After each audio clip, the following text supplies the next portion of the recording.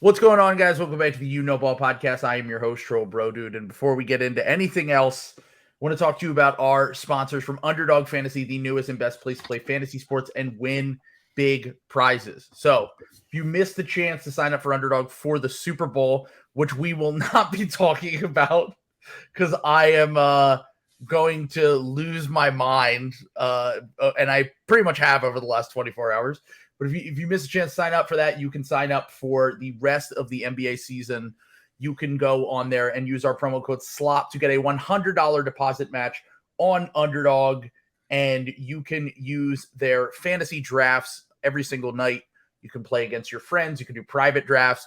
You can do public drafts, and then also their pick 'em with your favorite player stats to go higher or lower, and you can win up to 20 times your money on any given night. So if you've not signed up for Underdog, link is in the description. Use the promo code SLOP.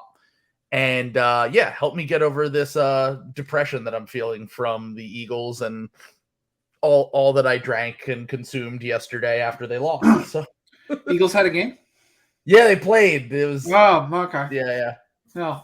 Hopefully it went well. I hope it was a good game, and I hope that the referees didn't impose themselves on the game in any way, shape, or form. No, definitely not at all. No, it's funny because I was saying going into last night that I actually like NFL refs have the highest level of influence over the outcome of a game, just because one play can change a game, unlike pretty much any other sport. Yeah, but I've been complaining about NBA refs all season because it's just like, let them play the games. Let them play the games. I don't really care that there's basically they call a foul on every possession now, and it drives me insane. And even the Sixers benefit from that sometimes, a lot of the times. And I'm still like, no, thank you. Do away with this. Mm-hmm. But it did suck. Even just from I think most neutral fans were like, no. It sucks. I was a neutral fan. I was like, fuck, I want to see them go down the field. I don't want to watch a dumbass heave play. I want a minute 20 on the clock and to get in field have a range. chance. Yeah, exactly. Or score a touchdown to win the game. It would have been an all-time classic ending. And instead what you get is just a wet fart. Exactly. And then and obviously, it sucks. I think the Eagles can hold their head high after the game. They didn't complain about the refs, but I like the fact that they didn't complain about the refs. But I do want to say shout out to JB Bickerstaff if you did not. I just retweeted that with average Philly guy. I think, what did he say? He said, "I'm going to kill them." No. What did he say? Because I guess they were saying that because you can't criticize NBA refs as an NBA coach, you get fined, right? Yeah. And he was like, but the NFL is a different sport, so I can kill those refs. I can kill them. It's an incredible quote out of context of NFL refs. Says Bickerstaff on NFL. Just this last line, perfect for Mannix. Of NFL refs, says Bickerstaff, quote, "I can kill them." He's like Buffy. I know their weaknesses. If I hit them in the heart with a thing, I can get them. He's like, they're like Zelda enemies. He's learned some you need to hit with bombs, other ones you need an upgraded sword. With a Deku, you need to reflect the Deku net back to him and then hit him with a sword after they pop out of their little ref hole. Well, someone tweeted the Tim Robinson from I Think You Should Leave at the end of the coffin flop sketch. I'll kill you. I'll kill you. Yes, but yeah. So shout out to JB. I honestly think I need you to replace Doc Rivers after this season, if possible, JB. If the Cavs move on for some reason, you always have a place here in Philadelphia. On Wednesday, the Cavs and the Sixers play, so I want a standing ovation if you're going to that game for our guy JB for really whatever. Okay. So enough of the Super Bowl. Luckily, even though Trill might have lost the Super Bowl, he won big in buyout market free agency. That's right. The Philadelphia 76ers went out and got Trill's guy Dewayne Dedmon, folks. For those of you looking at audio, he is slumped over. He should have a cigarette going. He's just like eyes pinching the bridge of his nose, half off camera. It's like we knew this was coming because it's every season. But when I woke up and the first thing I see is a text from my friend saying, "Great, we got Dead Man," because we call him Dewayne Dedmon because he has been essentially a walking dead man this season. Oh no. He can't play for the Miami Heat. That's tough, man. So that's the thing. So I wake up, I get that text, and I'm like already like, oh fuck, the Eagles lost the Super Bowl. Like, read the room, Daryl Morey. Read the room. Yeah. You could have waited 3 days until after the All-Star break to get Dewayne Dedmon on a buyout, dude. You did not have to roll out the red carpet for this guy. You could have waited a few days, and you don't, and now everyone who's already pissed off is more like completely dismissive of the Sixers. And for the fourth time in 5 seasons, for the third season in a row, we have tried to get a backup center on the buyout market. We have signed someone who is over the hill. And at least with DeAndre Jordan, at least with Greg Monroe, they were like starters. Like DeAndre Jordan was like a good player in the NBA for a stretch of his career. Dewayne Dedmon, we wanted him to be Embiid's backup 3 to 4 years ago. And he has only gotten worse since then. He's had half a season where he was decent with the Heat.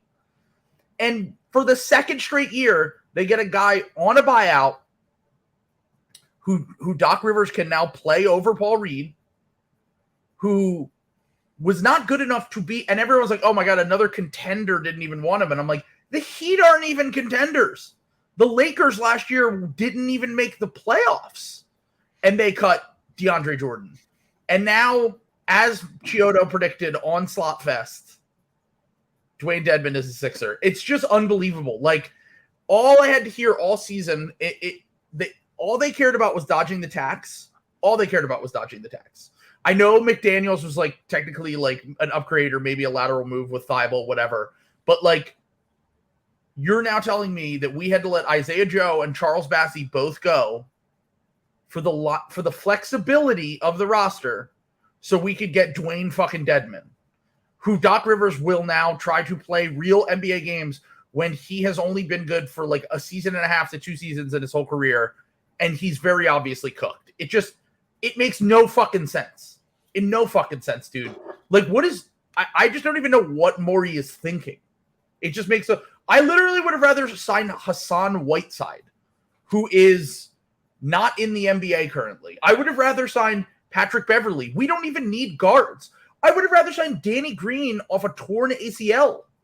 This guy sucks, and he's washed, and we already have 2 centers on the roster, Trez, who is not working out, and Paul Reed, and you have the option to go small. It's just a complete incompetence from Morey and the front office, and obviously I'm sure Doc had something to do with it, but either way, it just drives me fucking insane. So, rant over. So that whole time, all I could think was how fucking bananas the superhero edit is going to be when Dewayne Dedmon hits 9 threes. I had that thought. Yeah, like it just this monologue by you playing over just him flaring to the corner, doing those Grant Williams threes like over in a Buck series because they just leave him open. Yeah, exactly. Maybe. No, he can't even shoot anymore, though. Can't I know that's the thing. Is like his shooting numbers are bad, and that was like the one thing that like he had like 1 or 2 seasons where he shot like okay from 3, and everyone's like he's a stretch big. Like he shoots league average on like 2 attempts per game, so like that's a stretch big, right? And I'm sure all of them were wide open. Yeah, but it's just funny to me because I had exactly that same thought. Like, I'm priming myself to look like bad. But then I thought about all of the recent history with these guys. And every time our instant reaction is to recoil and just be like, this is disgusting. We should just like completely not even consider. Why did we sign this guy? And then like fans, we give ourselves a day or two and we go, you know what? It's probably not that big a deal. And it always is though.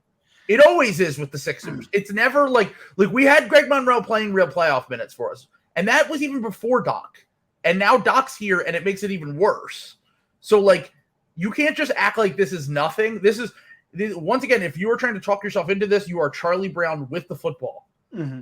It's that I did this. So the reaction you just had when they brought Enes Kanter back on the Celtics, sure, I had like double. Mm-hmm. I was furious, and right. And everyone, that's what everyone told me. Is just like, calm down. He's like a backup bench bait. Like he's just supposed to like spell the. It never works like that. No. It never works like that. He will come in and kill. Coaches love playing bad players. I'm sorry. Yep. They will. There will be a killer moment when like that these guys see the floor for like 3 minutes too long, and it like really matters. It always swings a game. Yeah. It always, especially at the center position, because defensively, if a guy is not up to snuff, it's just you cannot survive with a bad backup center in the current NBA. Yeah. However, though, what are the FanDuel odds on Joel Embiid MVP? Yeah, the net rating if he does play, yeah. It was already starting to get better because they were playing Trez big minutes, and then. Mm-hmm. But the thing is that it's very frustrating to me because it finally felt like. And by the way, I'm not saying Paul Reed's the answer, but Paul having the option to go either small. Well, you just froze, but I'm assuming that you were going to say that Paul Reed is the answer. But it doesn't even necessarily mean that Paul Reed is the answer, but like he's better than Montrez. And the other thing about Dedmon that's funny is that he actually fouls at a similar rate to Paul Reed. Like the reason why Paul Reed can't stay on the floor is because he fouls. He's fine with a decent amount of other things. Defensively, he brings a lot to the table. He played great in the Knicks and the Nets game. Like he's been much improved, I should say, throughout now that he's getting regular run. But Dedmon has the same flaws, but he's just a much worse, older version. So like, once again, I'm just completely lost on this. I just had to rant on it for a little bit. And I just think don't sign bad players. That's just like a bottom line thing for me. Don't sign guys who are bad. And if Eric Spoelstra can't figure out a way to use him, Doc Rivers is never going to be able to figure out a way to use him. But yeah, so we can move on to the real part of this podcast, which is we're going to go through and grade all of the slop that dropped from every team. We're going to go through all 30 teams in the NBA, and we're going to give them letter grades for this trade deadline, the moves that they made, what we liked about them, what we didn't like about them. So let's start with the Atlanta Hawks. So as we know, they pretty much made one move to save money, which really they dumped Justin Holiday and Frank Kaminsky. And then they got back Garrison Matthews and Bruno Fernando, which once again, cost-saving move. And they then made a trade for 5 second-round picks for Sadiq Bey in that Gary Payton Wiseman deal, which actually did end up going through. So what would you give the Atlanta Hawks on this trade deadline? Like just this deadline, like not considering like the Herder stuff. Yeah, not considering everything else, like B-.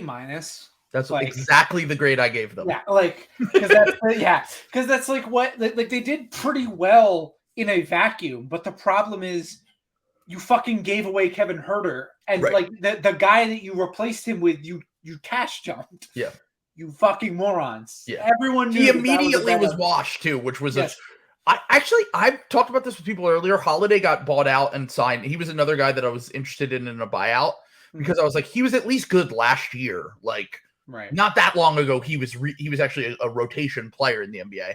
Yeah. Did you know he turns 34 this year? That's crazy. I didn't realize it was. I knew Drew was older, but I thought he was like significantly like younger than. He's only like 6 months younger than Drew or something like that. Then, well, right? That's impossible. But yes, I don't know. Is it? They're brothers. Is it? Well, if they're full-blood brothers, I'm pretty sure it's impossible. Sometimes one twin needs to cook a little longer. sometimes you've got the 3-month-old brother. Sometimes you've got the 12-month brother. You all know what I'm talking about. Yes, exactly. Yes. Everyone who's in an Irish family, we've all got that 1 6-month cousin, and we've all got that 12-month cousin. It's true. That's a good point. Yeah. No, it's So, very relatable content. Yeah. 6 months younger. Yeah, my mom's one of 10, so Irish Catholic. Oh, really? Yeah. Yes. Oh, wow. Mm-hmm. So which of her siblings is 6 months younger than her? I think Drew is, if I remember correctly, right now, Justin Holiday, he turns 34 in April. So 2 months. Drew is 32. So he turns 33 this year. So they're a year apart. I know that. Yeah. Oh, I didn't even realize he's the older brother. Yeah. He's the older brother because Justin was a 4-year college guy and Drew was a 1-year college guy. Oh, okay. Yep. That makes sense. That explains how I got that confused. I was like, that seems crazy to me. I always thought that Drew was the first one in the league, and he probably was. They're 14 months apart. Was Drew like 18 too? Like he was like Mondo young when he came, even though he played a year. We drafted him. He was super young. He was like might have just turned 19. Yeah. Yeah, but I mean, I think in a vacuum, like 5 second round, who fucking cares? Like a lot of the second round picks, you basically, a second round pick has to be like between 30 and 40 to like be worth anything. So if you're even remotely good. Yeah.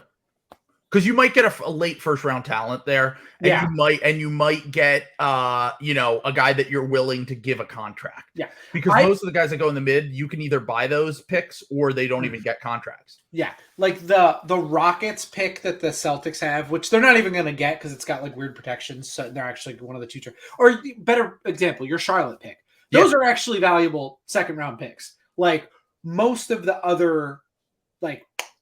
these other, who fucking cares? Like, I always remember the Celtics like drafting Ben Bentel with like one of these second round picks. I was like really excited for, and then like he literally didn't make it out of camp. Like it happens all the time. Like it's pretty rare that those second round picks end up becoming anything. Unless you're the Sixers and then they're actually pretty good, and then you let them walk for nothing, so you can sign Dewayne Dedmon. Yeah. So Saddiq Bey is like a little overrated, but he's also cheap. Cost control, plays one more year. Yep. 1 more year on his rookie deal. Yep. And also, like we always talk about, plays the most important need in the NBA as like a guy with real 3 size, a guy with real small forward size, like, which is pretty rare. So yeah, sure. Whatever. Who cares? Like, I like the fit for Atlanta. Like I like the fact that they're taking these kind of flyers and swings on young guys, because I think that Trey once again simplifies everyone's role. He's going to be a catch and shoot guy mainly. Yep. He's not going to ask to create a ton on offense. I think it could be a good fit for Saddiq, and I think that I was lower on Saddiq giving up real value for Saddiq. I was lower than like giving up like a decent first round pick or another prospect or anything that was like actually like tangible good. But just to throw a bunch of seconds at a team and get back a flyer on a prospect who's still 22, 23 years old, and is a guy that, as you said, valuable skill set. If he hits, great. And you could always take it you could do what the Celtics are doing with Grant Williams right now, and you could take it up to restricted free agency, and you can do a match, or you could just choose to let them walk if you're not willing to pay that much. And all you gave up, you got a 1.5 year rental for second round picks. So B- I had overall. I mean the Justin Holiday thing sucks, but like he was like with AJ Griffin and now them getting Saddiq Bey, he wasn't going to have a real role there anyway. So like I'm fine with them moving on from him. It does make the Herder trade look even worse, because if you got a decent first round pick, if that Kings pick turned out to be decent in the 2024 draft and you got a rotation player out of it,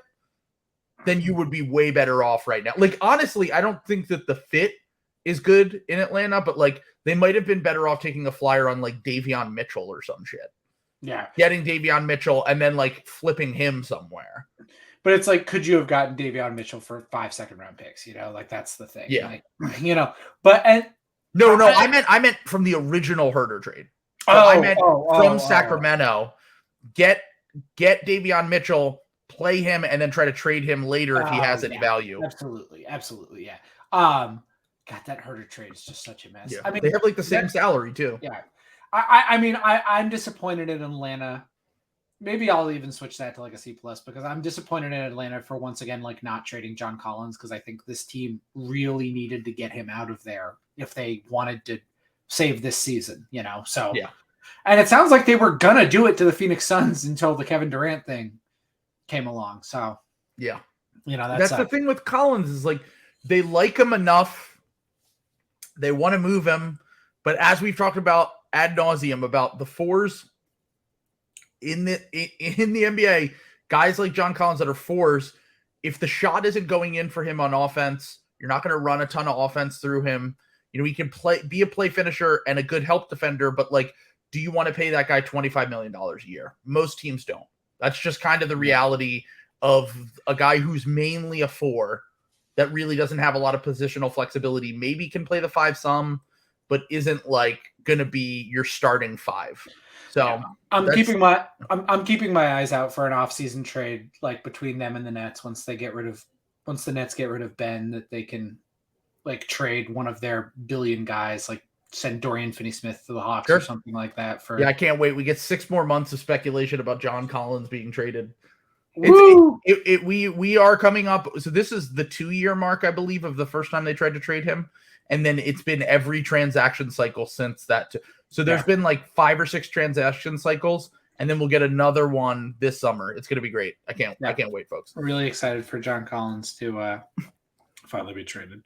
Yeah. But that's the thing they could have done to help their team the most. I really think the Hawks could like get up to like 5, like the 5th seed in the East if they like your little shooting. Yeah. I'm not quitting on them. I refuse to believe the Knicks are a better team than the Hawks. I'm sorry. Like I will say, having watched the Sixers play the Knicks a few times this year, they're just an exhausting team. And like it is a lot of it is effort, and a lot of that stuff goes away in the playoffs because everyone tries really hard, but they're talented enough, they're deep enough, and they have enough like just literally just giving a shit that's why that their record is better than the Hawks right now. All right. So let's move on to your beautiful baby boys, the Boston Celtics, who basically just made one move. They got Mike Muscala for nothing. Justin Jackson in 2 seconds, I believe it was. Yeah. Not even the good second that they have, which will probably not convey, but like their own seconds, I think. They had one from Houston, right? Yeah. They had one from Houston. They're not. But the problem is it's top 32 protected, and it'll fall into that range because Houston is dog shit. So it's probably not going to. So you got to root for Houston for the rest of the season. Exactly. Yeah. No. If Houston goes on a tear, which not happening. But I'll give my grade first because this is your team. Yes. I gave this move a B+. And this is what I had. Okay, so we have B- and B+, both the same so far. I mean, Muscala is just like a perfect emergency stretch big kind of guy, and we've talked about the one need that they have, and they nailed the one need. They didn't give up much. He's on a minimum contract. Yeah. I want Sam Presti to go to jail now for this. Like you've been trying to send Sam Presti to jail. Let's just give the Celtics another. What do they need? Just another nice rotation player who can be an innings eater in the regular season, and then certain matchups, like it maybe in a Bucks series or a Sixers series, when you want to get that big out of the paint, put Muscala on the perimeter for 10, 15 minutes of rotation time to give old ass Al Horford some rest. It's going to do wonders. I think it was a great pickup. Brad Stevens might be the best GM in the NBA right now. Like, I know that he came into a good situation, but like, he doesn't miss. I think he just like listens to the players, you know what I'm saying? But like he also was a coach. Sure. Like it's one of those things where it's like something. Also, Zarin is. That's the thing. Is he's also like the puppet, like he's also the fucking Manchurian candidate for like Zarin is like Lord Varys, like in the fucking like temple, like getting really doing the running the shit. He's the hand of the king. Zaren's the hand of the king, and that's it. But anyway, like I don't know. I would be furious if I were like a Lakers or a Sixers fan and just like Sam Presti just kept bailing the fucking Celtics out like this. It's like annoying. yeah. So yeah, I mean B+. I like everything you said. Pretty good. And he's been good for you guys in the first 2 games he's played. So yeah. It's fine. I'm skeptical he'll actually matter in the playoffs.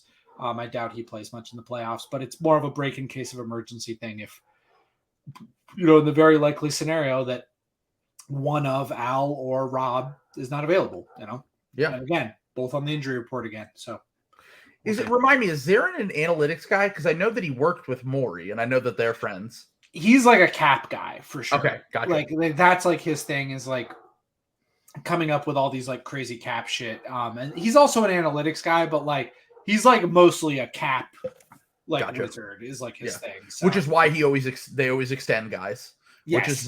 Which is why they always get these guys that are like Derek White, who's on a value contract, or Mike Muscala, who's on a value contract. So like, yeah, that makes sense. The reason I asked that is because Muscala has, for the past 3 or 4 years, honestly, even if you go back to pre-Sixers when we traded for him, his analytics were always really good. Like it's basically like stretch bigs, because he's a real stretch big and not just like a Dewayne Dedmon stretch big.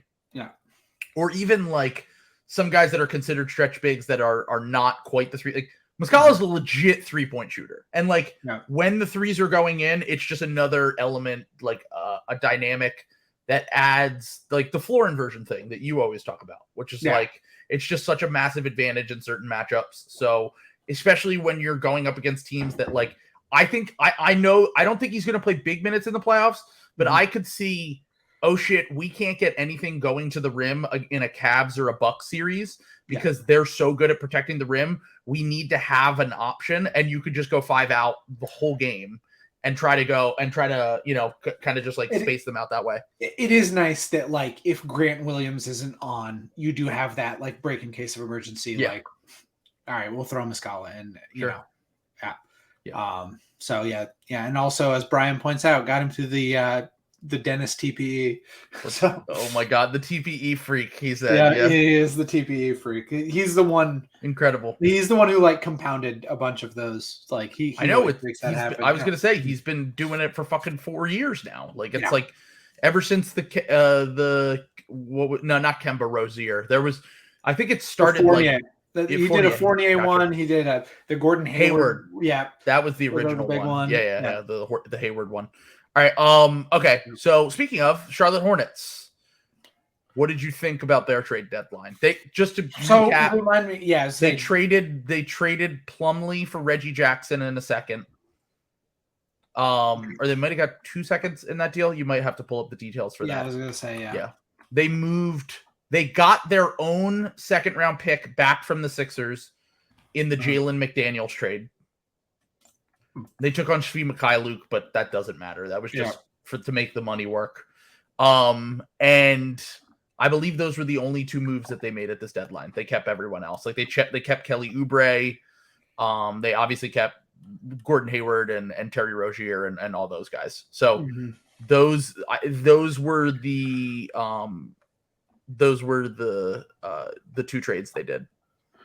I mean, the McDaniels thing, I think, is just kind of a wash. You're getting a pretty good 2nd round. You're getting one of the 2nd round picks that actually matters in your own one back. So, it's pretty reasonable to expect you'll get like a pretty similar player to Jalen McDaniels for, in that spot. And it was just 1 2nd round pick, by the way. So that was correct. So, and then you would end up like getting, and then you have that upside, like, oh, maybe this is Desmond Bane, or maybe this is, one of the good 2nd round picks that actually hits, so there is a little bit of upside. Charlotte's not going anywhere. They weren't ever going to be good while they had Jalen McDaniels under contract. So like, that's fine. Plumlee, I don't know this franchise is just so fucking depressing, man. It's kind of hard to like, I just like don't give a shit. Like I've said this before. They were pumping and dumping for Plumlee. They were trying to bait a team to either give them a few seconds or a late first, or just like maybe they could do like. I'm sure that the Warriors reached out to them about some kind of trade for James Wiseman. I'm sure they were just trying to get something along those lines. Yeah. And they ended up getting Reggie Jackson, who they immediately bought out. So that was clearly just to save money. Yeah.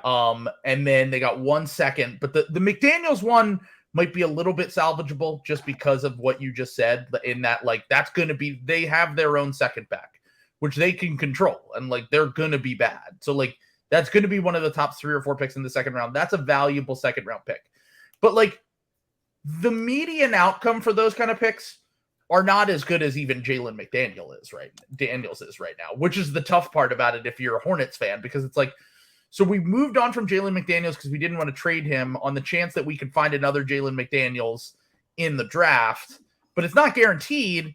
And also, like, the reason why they traded him was because they were getting many people reaching out to try to get him, and they thought they were going to get outbid in free agency, and then they didn't want to lose him for nothing. So I understand that part of it. Maybe if you just knew like he didn't want to be there, then okay, that's fine. The Plumlee deal is basically nothing to me. The second round pick so far out, it means nothing. They did it just to save money. The McDaniels trade is okay only if they knew that he didn't have any interest in really being there long-term. Because if I were them, like, they just have no, like, outside of like PJ Washington and LaMelo, and like now Mark Williams is coming on a little bit, but like, they just have such a thin core of young guys that like, I would have considered maybe trying to pay him. And like, they could have tried to extend him in advance of free agency. Now, maybe he didn't want to, and that's why they moved him. But like, they could have done the Terrence Mann extension. So I don't know. I know that he's having his breakout year, and I'm hoping that he's good for the Sixers. I thought that was a very low for a rotational wing, is what I'll say. Like, Sadiq Bey is better than him, but like, Sadiq Bey went for 5 seconds and McDaniels went for 1 second. Like, that's basically all they got. So yeah. I mean, like, fair. I mean, the median outcome is like not great, but I mean, I'm going back through like guys picked between like 31 and 35, and like more often than not in that range, there's like 1 to 2 guys who can like really play. Like, you know, for example, we can just take the 2016 draft. Like, from between 31 and 36, you have Brogdon and Zubac. Like, you know, 2017, I don't think was anybody, but then, 2018, you had Jalen Brunson at 33. You know, it's not to say you can't find value there, but like, I don't trust the Hornets to do that, because the Hornets that's don't the have thing. they don't have a history of they don't have a history of doing anything right. Yeah, exactly. But he's been their best second round pick recently. Like, they haven't hit on any other second round picks. So that's my. Oh, actually, you know what? Nick Richards was a second round pick, and that was a hit too. So I have to give him, and that was also an early second. And they did get a second from Portland, but it's in 2027, so it's hard for me to really give a shit about that. Yeah, I was gonna say that's not gonna fucking matter. Like, it's not like a first round pick. Like, so yeah. I don't know. I gave them a C just because I kind of thought both of these moves were just nothing moves.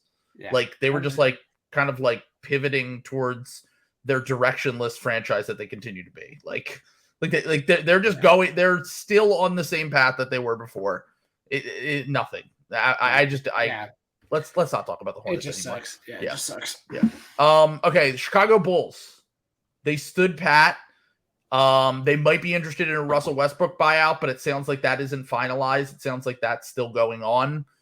The reason that they stood pat was their GM basically said there aren't many moves that you can make to make your team better at the deadline, and that he didn't want to make any bold decisions at the deadline. Second straight year, they haven't made any trades at the deadline after they made that incredibly stupid decision 2 years ago to trade for Nikola Vucevic halfway through the year, and really fucked up by not protecting their pick more. Turns out to be Franz Wagner. Obviously, they got it was Otto Porter Jr., Franz Wagner, and a future they took on the Amino contract, which they then had to pay to get off of in the DeMar DeRozan trade. So I think that they have a little bit of PTSD from that, and that's why they don't make deadline deals. But they basically just completely stood pat unless they get Russell Westbrook. So it kind of feels incomplete right now. But for what we know, what would you grade that? Another depressing franchise. I mean, it's funny because like I kept saying like, you know, what are you going to do? Like keep your team together? Like, what do you like?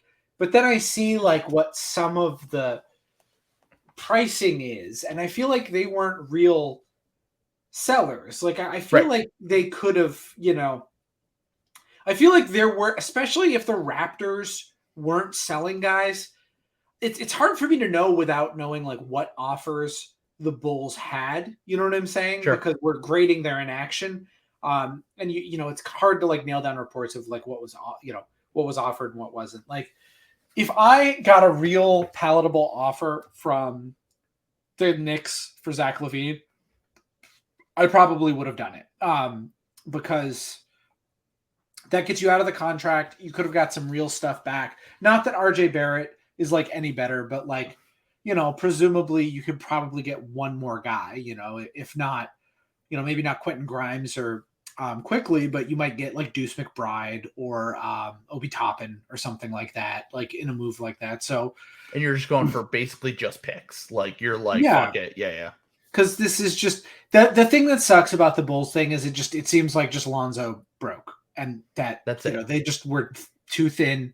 Yeah. And, you know, tough to like Vooch not being very good. Just they were playing with a very low margin of error, and just they're, you know, Lonzo getting hurt. That's just too much. They're like cut to the quick at that point, and they can't,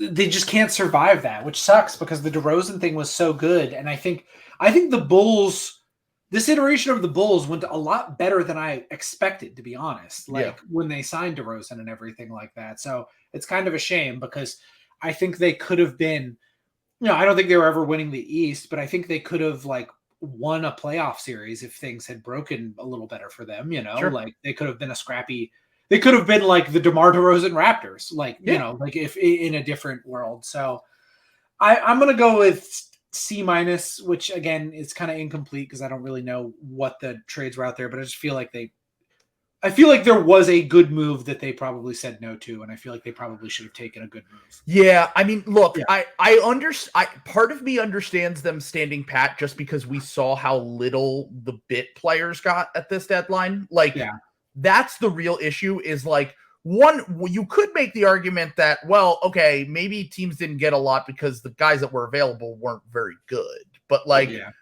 The fact that the Raptors and the Bulls both stood pat at this deadline and didn't do anything, and they actually had players that teams were interested in, like Alex Caruso and to a lesser extent Andre Drummond and maybe even like a Javonte Green or someone, like maybe they were just like, why are we doing this just to get like second round picks or maybe like a heavily protected first for Caruso or whatever. Maybe they looked at it like, we'll hear what's out there for Zach right now.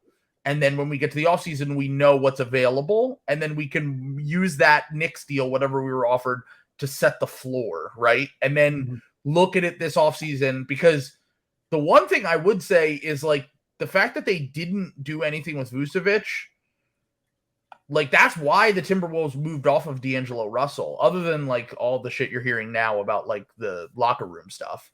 But, like, the real reason behind that is because you keep the salary slot. And like, they're now in a situation where you get to the offseason and Vooch walks. Like, you don't have, like, you already have DeMar making 30 million. You have Zach making like 40 million, and you have Lonzo making like 20 million. So like, there's not a lot of, like, there's not like roads to cap space without trading Zach. So that's where they really could be fucked here, where their inaction at this deadline actually made it so that they can't keep any of this core together. But maybe that's on purpose. Maybe it's like, this kind of gives us an out because, Vooch walks because he gets some crazy offer. The Reinsdorfs are cheap, so you can talk them into like, hey, we don't want to spend money to keep this guy. And Lonzo's already dead money on the books. So if he's dead money in the books, plus you have to pay Vooch, then maybe you can go, why don't we just blow this up in the offseason? And they don't have their own pick necessarily. Like, they only have top 4 protections on their pick that's going to Orlando this year, which could end up a top 10 pick again. And so that's the way you talk the ownership into, okay, let's wait until the offseason. Because then when you get to the offseason, you can say, look at the situation and say it's actually much better for us to blow it up during the offseason. So in that way, I gave them a D just because I was like, it's bad, but also we don't know the offers that were out there. They're probably the one team where I actually think Westbrook would be fine. Like, yeah, sure. Just, why not? Like, yeah. Who cares? Like, 3 alphas, run it back. Yeah, your season's done. Yeah. The only thing is they definitely don't need more questionable defenders and Russ's defense has been better this year, but they definitely don't need more questionable defenders who don't shoot threes or shoot too many threes. You know what, though? He has a coach who knows how to use him, Billy Donovan. That's right. Yeah, he can noted Russell Westbrook maximizer. Yeah, exactly. Yeah, they can juice his stats again so he gets paid in the offseason. Yeah. So I mean, I wouldn't hate that for them just because their goal now is to make the play-in. And they're in the 11 seed. Them and Toronto have been going back and forth for that 10-11 seed.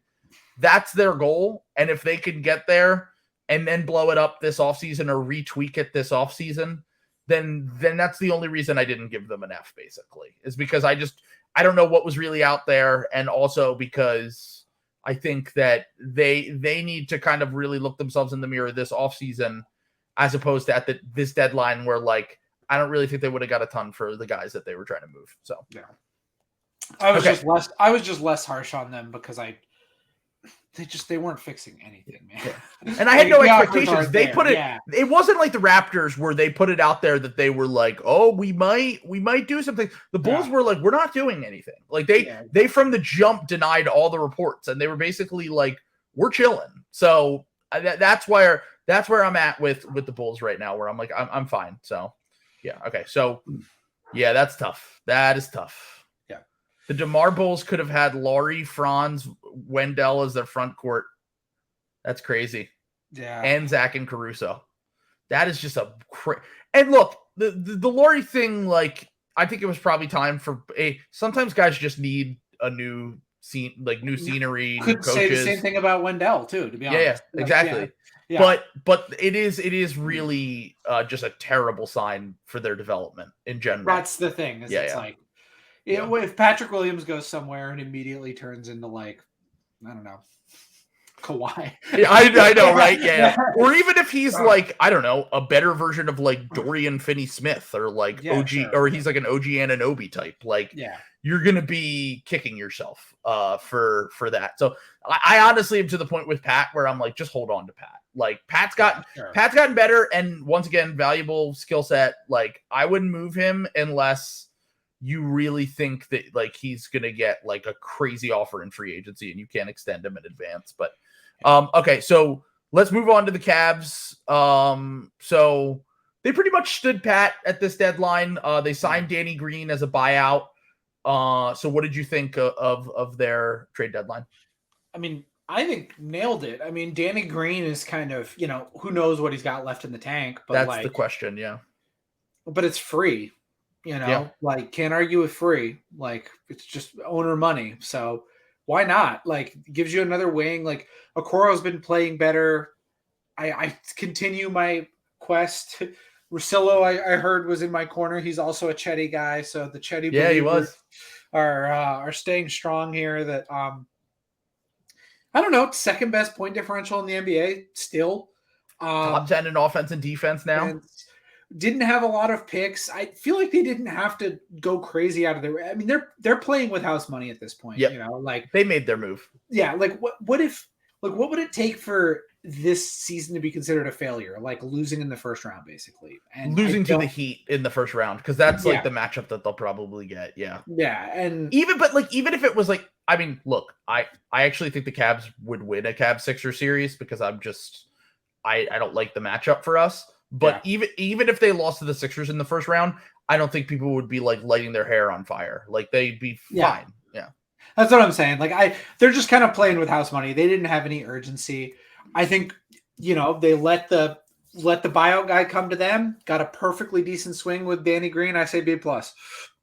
Yeah, I gave them a B-, because they just the inaction is just like I can't really judge that, especially because Okoro has seemingly been playable recently, which seems really big for them. Yeah. I once again don't trust that in the playoffs, as I've said time and time again. I just think you need the fifth guy who is more like a Danny Green type, and like maybe Danny is cooked, and maybe like I'll say it like this: the end of his tenure with the Sixers, he was already losing pretty much every year. It was like a step slower. And it was like, okay, like whatever. But like he was important to us because of the things that he provided that no one else on the team had. It's very similar to the Thibault thing before we traded him. Yeah. So that is why I was concerned after he tore his ACL and he came back so fast. And I didn't watch the games. I saw some clips. I didn't watch all the games he played for the Grizzlies. But he was warming back up to get back in there. And Verno said on the mismatch, he was like, he can't get up and down the court. So that was the thing that he's like, I just think he's done. But once again, perfectly fine swing. Worst case scenario. The one thing is JB is kind of like Doc in that, like, from everything I've heard from Cavs fans, he has his guys. And like, if he really likes you, even if you're playing like shit, you're going to play. So like, that's the only thing I would fear if I were a Cavs fan right now. Is that like veteran presence, like Danny, even if Danny's cooked, it might be whatever. But Danny was also playing. I know he's torn his ACL since then, but Danny was playing in the playoffs, real minutes last year, starting for the Sixers. So like there's a world where in a month or two, he can look back to that version of Danny. And that's the perfect fifth starter to put with these two guards, those two bigs. And that's where the Cavs become completely unguardable on offense. Now their defense, I know their defense has been really good this year. I would worry in like a Celtics series or a Bucks series, like who the fuck is guarding Giannis or Tatum or whatever. But you figure that I know Mobley can handle some of that assignment, and I'm sure that he'll do a decent job. But like ideally, you would have him kind of roaming in that role because he's so good in that role. But yeah. Yeah, no, I think it's interesting because we didn't get any info on the Cavs in the playoffs last year because of how the play-in shook out, you know, like, so that, which sucked. Like, I think everyone wanted to see them, but I'm really interested to see, because I'm really strongly of the opinion that like the regular season and like postseason are like almost like two totally different sports. Like it is like so hard to take anything from the regular season and apply it to, just because like they are pressing on your opposing coaching staffs are pressing on your weaknesses so fucking hard. Like, you know, you never know what is going to change, you know. That's why Grant Williams looks like dog shit for the 82 games out of the year, and Celtics fans are like, what the fuck are we going to do? And then you forget, like, oh, he like doesn't really have a weakness. He's kind of strong, can hold up in isolation, and can hit open threes. And that suddenly becomes way more fucking valuable, like in the playoffs, like stuff like that. And guys who have like, let's say Karis LeVert style skill sets suddenly are not playable in the playoffs. So I don't know. I think I didn't expect the Cavs to do anything. They didn't really have much ammo to do anything. And I think it's totally fine to do nothing. And I think they made a perfectly respectable, high upside, low risk. And Danny's not the kind of guy that, like, if he gets bumped from the rotation, he won't make a stink. Like, exactly. He's like consummate professional. He got benched for Thibault last year and was like, I mean, I want to start, but I don't care. Like, I'll do whatever they need me to do. Like, I'm still going to play my minutes and I'm going to do whatever the team needs. So yeah, that's the good part about that. Also, it would really suck if Danny ended up, if they go to the finals and they win the finals, the Sixers are just a cursed organization, because that will be the only teams that he will have not won a title with would be the six, and the Cavs were the other one, but he was so young when he was on that Cavs team because he got drafted by them back in like 2009 or whatever. But the Sixers would be the only team that he didn't win the finals with, because the Grizzlies don't count because he never played in the playoffs with them.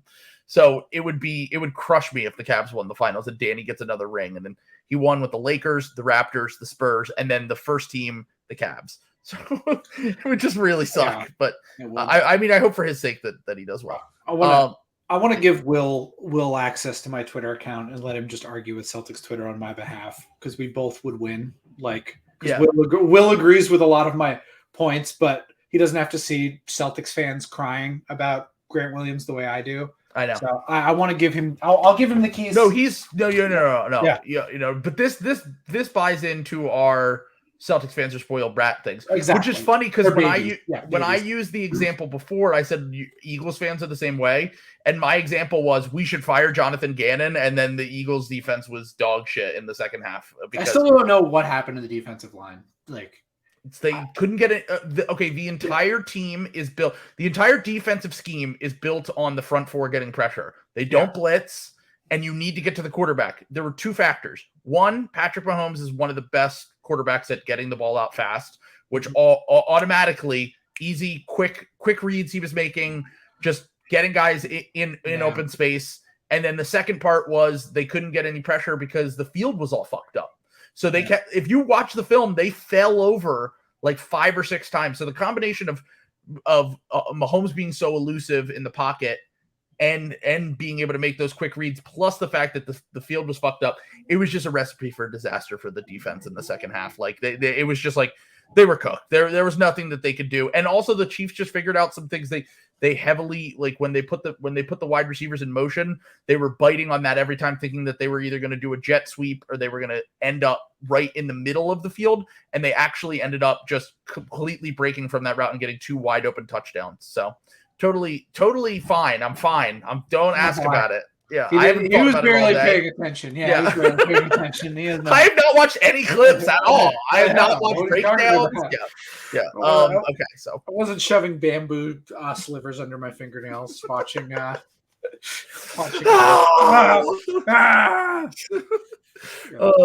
did not treat myself like a jigsaw victim. Okay.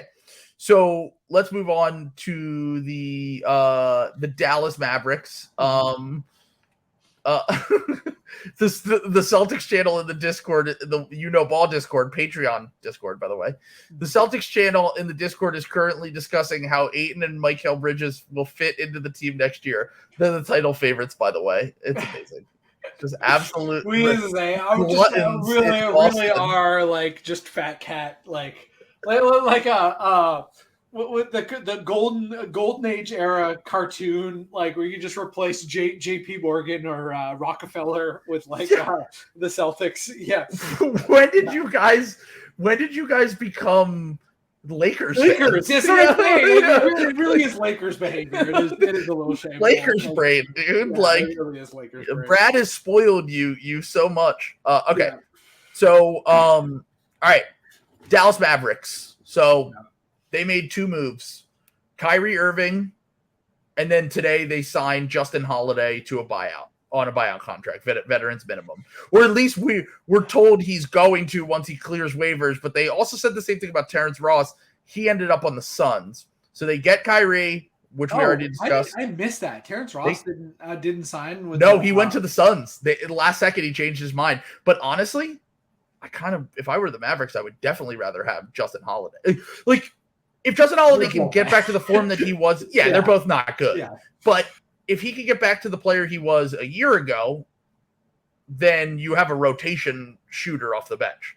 Yeah. Terrence Ross has been largely bad for the last 4 or 5 years. So if maybe the context is different in Phoenix and he can figure it out. But those are their 2 moves, Kyrie and Justin Holiday. So what would you give them? I know you weren't high on the Kyrie trade, so. Pick a D minus. Okay. Yeah. Wow. So you're completely out on that. So I've seen the Kyrie thing, but it really is like I'm like Heisenberg in the fucking van screaming through the glass like Mavs fans, Mavs fans. Like look at how happy he is. He loves. They're all doing it. Yeah, they're all, and it's like I know, and I thought this watching the first Mavs game, and Simmons said it on his podcast. Like it is really genuinely insane. Like what a basketball savant Kyrie is. That he just looked like he'd been practicing with them all year. Like plug and play, dude. Yeah, immediately. Like we talked about this actually. His feel is like so underrated. Like no one ever talks about how he actually has crazy feel, dude. Like because we always just think about like the handle and the shot making and whatever, but like no, Yeah. I mean, he's an incredibly scalable player. Like on paper, like it should be like a pretty good trade for on all like it's the type of trade you usually want to make. Where you get a star, you trade your high level starter and picks for a star. Like that's usually what you want to do. With Luka, I mean, they were fucked that we went over this when the trade happened, but like they're fucked with that, and there was no way for them to fix this. I just don't think they were ever gonna like fix this, and I think Luka's going to be a net Nick by the time one of those New York teams. Yes. Yeah. The Nets. Yeah, Nets were playing 12D chess by sending Kyrie there. Like, yeah, exactly. And then in 2 years, they're like front. Hey, we have all these picks and wings now. So, Jokic and Luka are going to be on the team, and then that Nets team is going to fall apart because of some Baltic disagreement that comes up in the locker room. So it's like, oh wow, like watch out, the league is in trouble, and then that team plays like 15 games together just because they disagree on what the fate of Albania should be. I would continue with this bit, but I don't want to get murdered by the Jokic brothers. Yeah, so I was going to say, Jokic brothers, this is parody satire. Yeah, exactly. We're doing this is a joke. Brooklyn, I believe, does have more hookah bars than Manhattan, too. True. So, yeah, that's true. Also could be huge for Luka. Fit for Luka. Yeah, absolutely. So I had in my notes, risk to trade for Kyrie, obviously, but could be a good bet. Certainly looked like a better bet before Kevin Durant got traded to the Suns. Yeah, that'll do it. That might be the wrinkle in all of this. But I gave them a C+. I like the Holiday pickup just on a flyer, which bumped up their grade for me. I feel pretty neutral about the Kyrie thing. I really don't think they gave up as much as people make it out to, but if he leaves after the season, it's a disaster. Unless they make it to the finals or something, then it's like, okay, like it might have been worth it even just for that. But I don't know. I trust Luka, and I just think that honeymoon Kyrie is like a different level of player. So we'll see how that works out. And we've talked plenty about that. So we'll go into the Denver Nuggets. So they trade Bones Highland for 2 second-round picks. They then send 3 second-round picks for Thomas Bryant. Yeah. So they gave up 1 extra second to get Thomas Bryant, basically. And then they picked up Reggie Jackson in the buyout market. So Reggie Jackson and Thomas Bryant lose Bones Highland and Devon Reed. So what? And then they just lost 1 second-round pick overall, basically. So what did you think of their deadline? C-.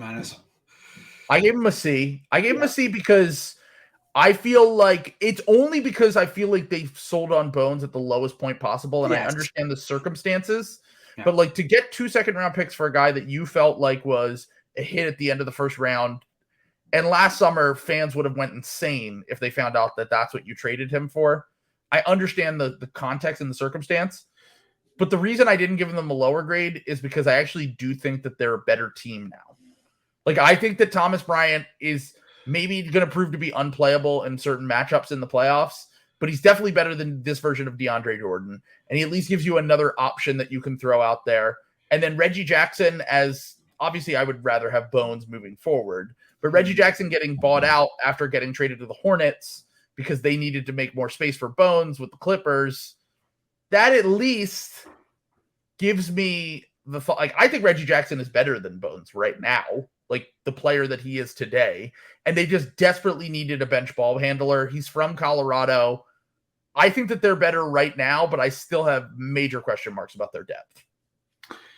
Yeah, I mean, I think the biggest thing is you destroyed your Jokic MVP votes. Like, you got a third of a season of having that. You destroyed the Jokic analytics secret weapon of having a dog shit backup literally every year. So now you have an actually competent backup. And meanwhile, Daryl Morey in the arms race is adding nuclear MVP talent to his. He added a dead man. Yeah, he added like the Kevin Durant of on-off splits for centers to his team. So minus 11 for 100 possessions. Worse with him on the court for the Heat. So Embiid, I hammer that Embiid MVP odds. I don't know where they are right now, but it's gonna get close here by the end of the year. So it's a good point. Yeah.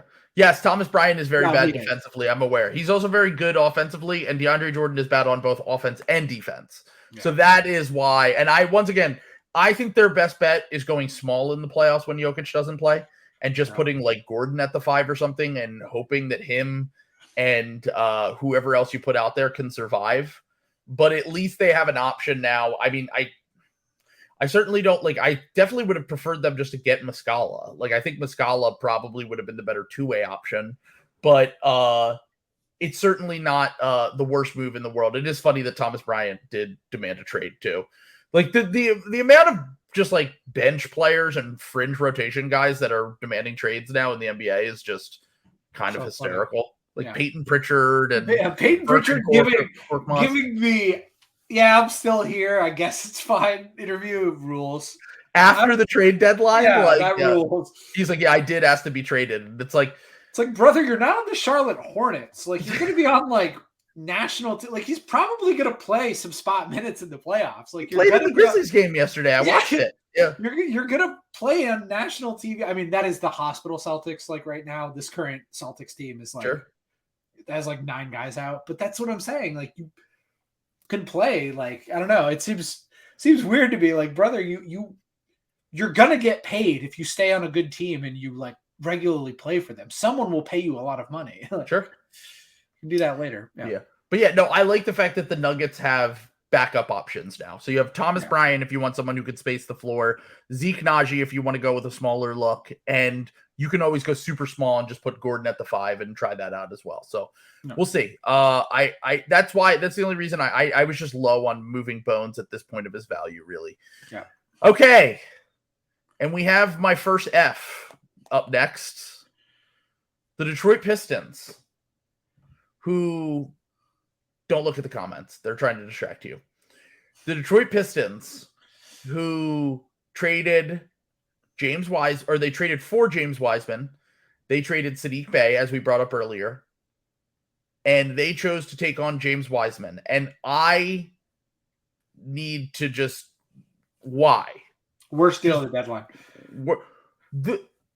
Okay, so I went back through and I looked at the history of guys who get traded at basically at the lowest point of their value after they're considered busts. So these are guys that were considered busts that went high in the draft, and this is what they returned in value in their trades. Okay, ready? Anthony Bennett was the number 1 pick. Basically, a year later, everyone realized he's a bust. Get Kevin Love with him. He's a throw-in to the Andrew Wiggins trade. He's basically just salary filler. Right. That's it. So Kevin Love, for Kevin. And did you know that Thad Young was in that trade? I don't know if you knew that. But it was Thad Young. Yeah, it was Thad Young, Anthony Bennett, and those were the 3 players, and Andrew Wiggins. Yep. So Thad Young, whatever. Anthony Bennett he's just a throw-in to the trade. Okay. That was 1 year after his rookie season. Hashim Thabit, who was traded 2 years into his career, Memphis included a lottery-protected first to get off of his contract, sent him to Houston for Shane Battier, who at that point had already played for the Grizzlies, got traded to the Rockets, got traded back. Shane Battier was pretty washed by then. He wasn't super washed, but he was 32 or 33. He was an expiring contract, and he went to the Miami Heat after the season and then ended up winning a title with the Heat famously. So there was that one as well. But the Rockets got the 26th pick in the draft in 2013, which they then flipped to Minnesota for some other prospect that Morey took a flyer on that didn't work out. But Andre Roberson was the pick there. So the Grizzlies gave up a late first just to get off the Thabit contract in general. Mm-hmm. And then there was a few other trades. You can look at the Darko Milicic trade, which got them back a first-round pick. Mm-hmm. Which actually, funny enough, was Detroit. And then you can look at the closest comp I could find to this trade, other than the Bagley trade last year, which was Josh Jackson, Trey Lyles in 2 seconds for Marvin Bagley, who was already a proven bust and was about to get paid. And then they paid Marvin Bagley after the season. And Trey Lyles has actually turned out to be the best player from that trade. He's actually been really good for Sacramento as a role player this year. Yeah.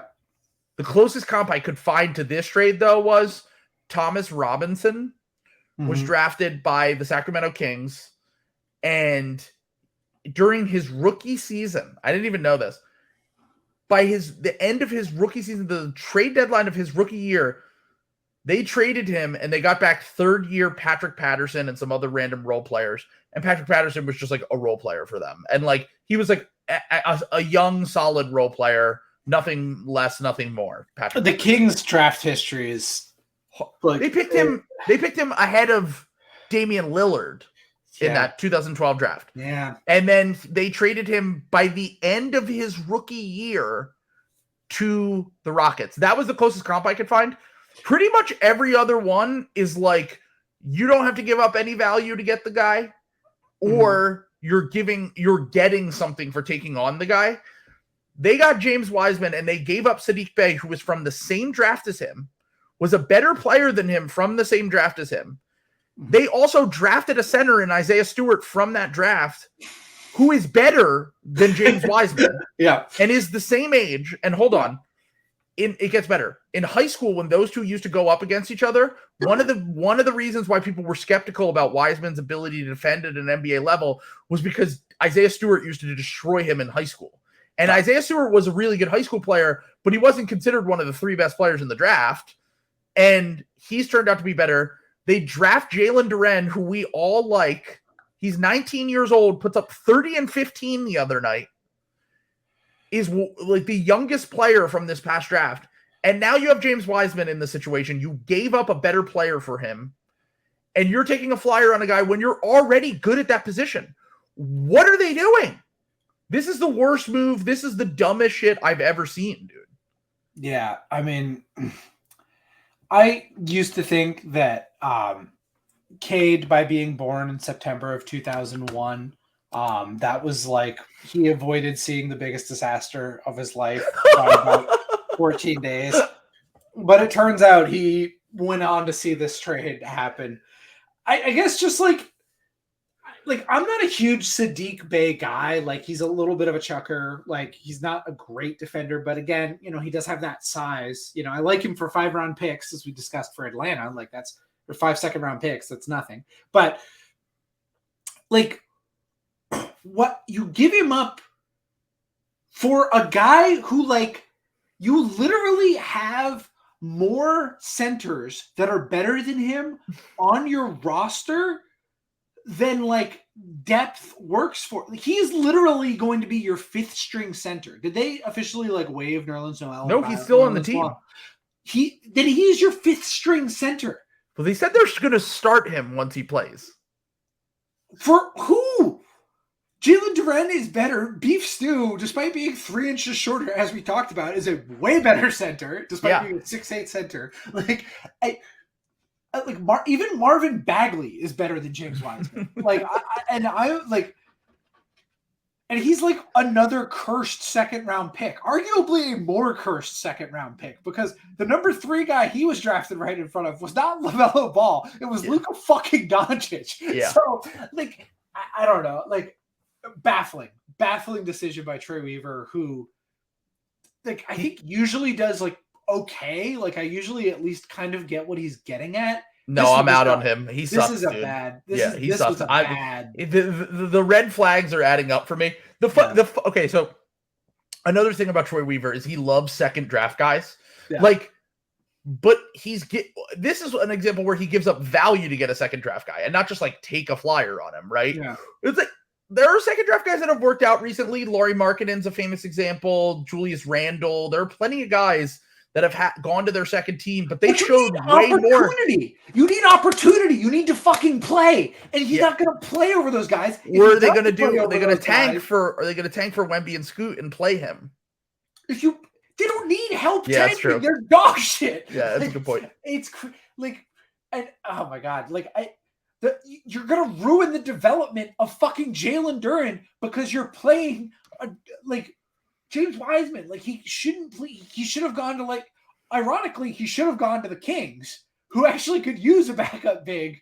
And might I don't. They're in the little. playoffs, so they're not going to play him. Like Trey Lyles is been better as a small ball center than Wiseman ever could be. So like he's a big body. Like they just I don't think he would crack their rotation. Like I actually think he's bad. He's not going to crack a lot of rotations. Sure, yeah, bad. But of course.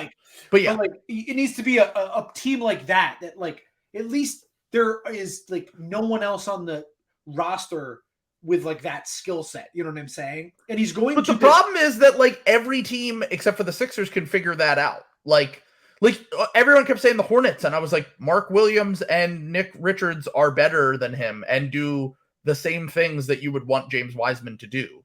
So like that's always been the issue with the Wiseman trade with me, which is why it's crazy to me that they even got a rotation player back for him. It's despite the fact that he's making like $12 million next year, like it's fucking nuts.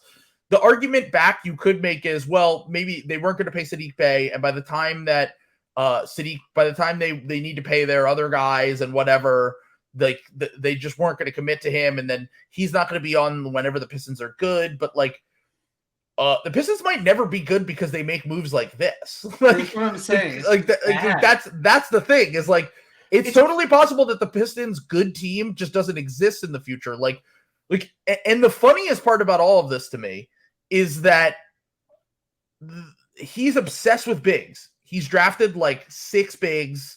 He loves to sign bigs in free agency, loves to trade for bigs, everything.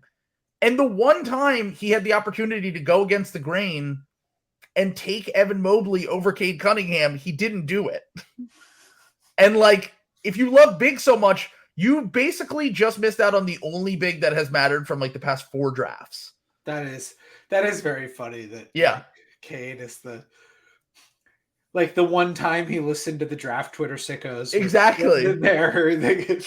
Their weak spot, their blind spot. Exactly. So but just a quick thing on their second draft, guys. They have now acquired Jahlil Okafor, Josh Jackson, Kevin Knox, James Wiseman, Hamidou Diallo, Marvin Bagley, Carson Edwards. Most of these guys were just either like acquired for nothing, signed, whatever.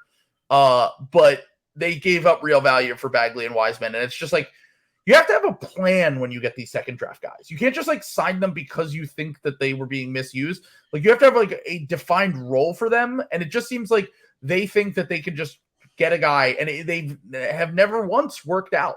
Not one time. So I don't expect this to be any different, to be honest. I think that Wiseman will be once again not good on their team, and then they will end up regretting trading a rotation player for him. Yep. A young one too. I know I'm not the biggest Saddiq Bey guy, but it's crazy to me, dude. Yeah. But yeah, so just absolutely baffling. I had to go off on the Pistons. No, we're in total lockstep, F-. Yeah. Horrible. Yeah. Gary Payton ended up on so the Warriors. We're gonna do Warriors next. Obviously, the only move they made was the one we just talked about. So they got back Gary Payton II, but I don't know what the fuck's going on with that trade right now. Like, I know it did go through, but like, did you see the Bob Myers clip today? No. No. What was the Bob Myers clip? So they basically asked him, like, the reporter was like, so like, you knew he was injured, like he had this injury, like you traded for him, and like basically, why did you take a risk on a guy who had an injury? And he was basically like, well, he played against us, and we didn't really think anything of the injury because he played in the game against us, which like kind of tells me that like Bob Myers didn't really do his research. Like, I don't know, like some of these injuries can be lingering, and like they gave him a ton of time to come back. Like, they really are like the fucking Habsburgs of the goddamn like NBA. Like they like got there like lucky, and they just keep being more like inbred and weird like as it goes along. Like it's I don't know. Especially because like you could make that trade easier by just fucking taking Saddiq Bey, who probably hits a couple positions of need for you, and by the way, would cost you like $40 million less. I didn't even think of that part. This year and next year, he's going to be way cheaper than Gary Payton. Like he'll be more expensive later, but like you're probably going to have come up with a different team. That's what I'm saying. You're probably going to have come up with a reason why like Klay Thompson was waived and why you had to trade Draymond to the fucking Suns or whatever the fuck they're gonna do. Sure.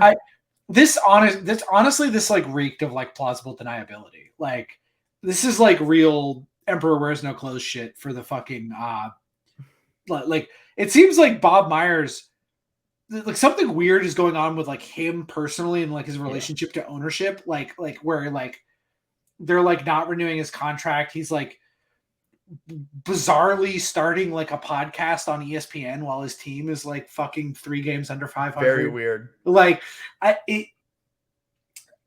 don't think he's ever really been a good GM. He's been like a pretty average GM who like also got 3 picks right. Like, you know what I'm saying? Like, yeah. And I guess that. Well, no, he didn't even draft Steph.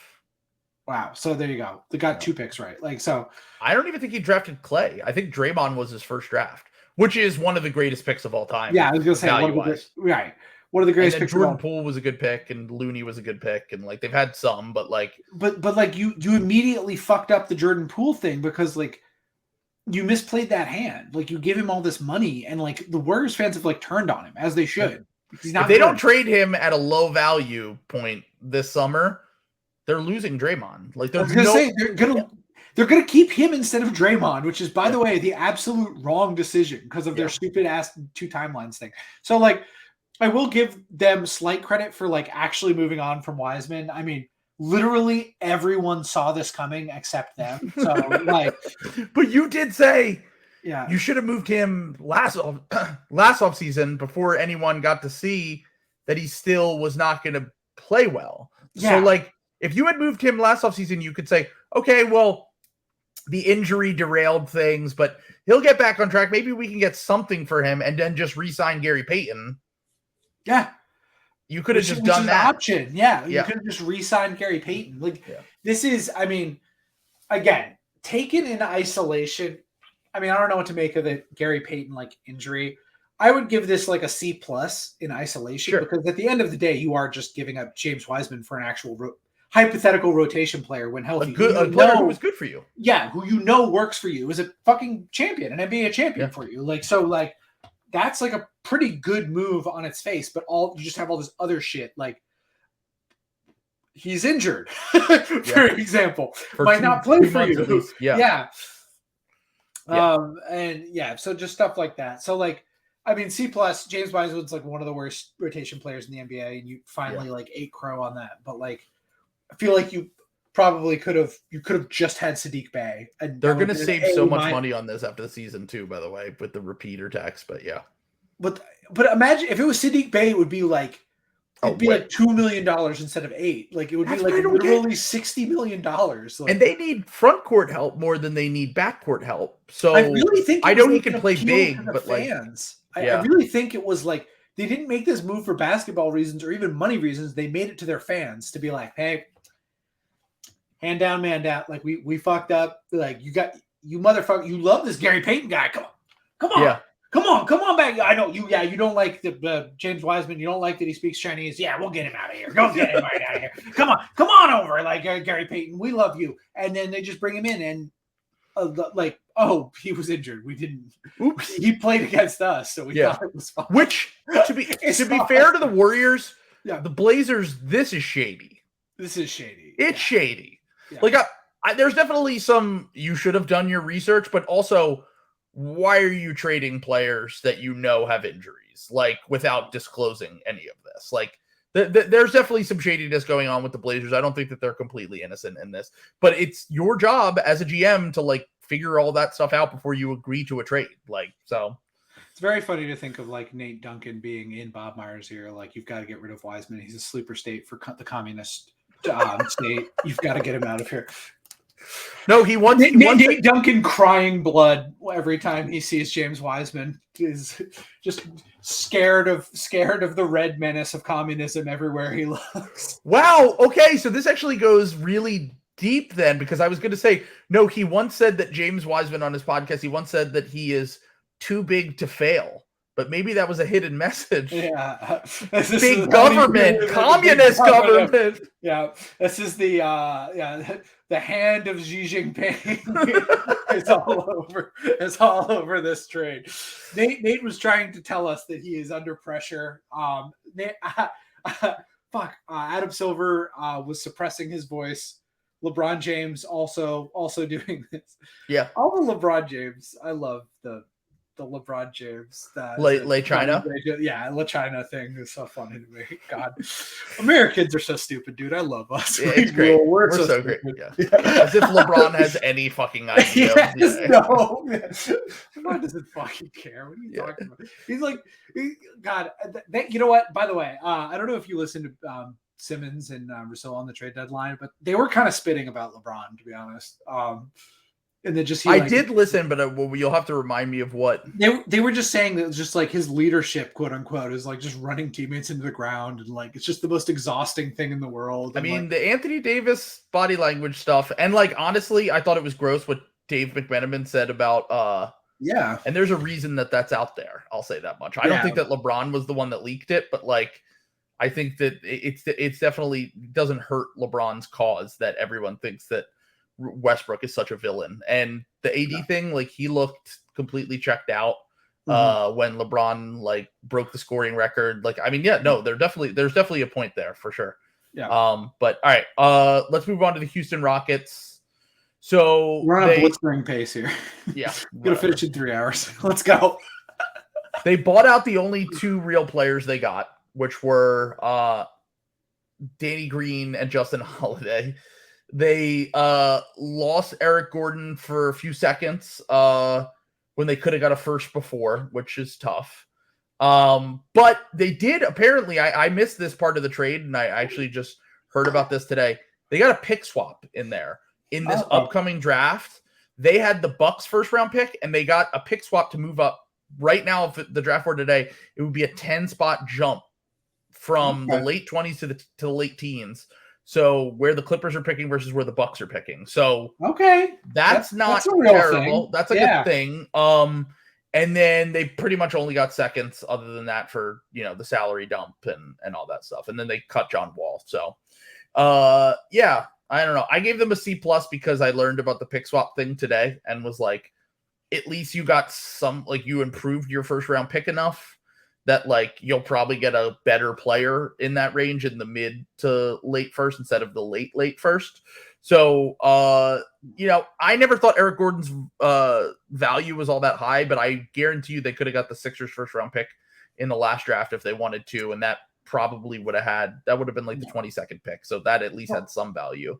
This team is like the bad tanking thing. The thing that I like get like, they're not trying to be an NBA team, I guess is like the thing. And I think it's like hurting some of their young guys, like, because we've talked about this before. The Rockets have no player that is like valuable. Like they're beating the Sixers in the first quarter right now, by the way. Okay. Well, good. Like Jalen Green and Alperen Şengün have like hypothetical, like sure they could get there value, but like, what are you trading for those guys today? Like I don't know. Like it's just they're a weird team. I wish they would actually try to play like real NBA basketball. Like the Steven Silas, that he needs the good stuff that they gave Pat Mahomes last night because my man is having a hard time with totally trying to coach that out. team. Yeah. I feel bad for him, to be honest. That's a tough job. Same. Raphael Stone and Tillman Fertitta are not seeing heaven. This is a crime against basketball. It's tough. They will speed up the process after this year, but for now it's just they're kind of stuck in this like weird purgatory that they kind of need to hit on the next pick in the draft where they might really have.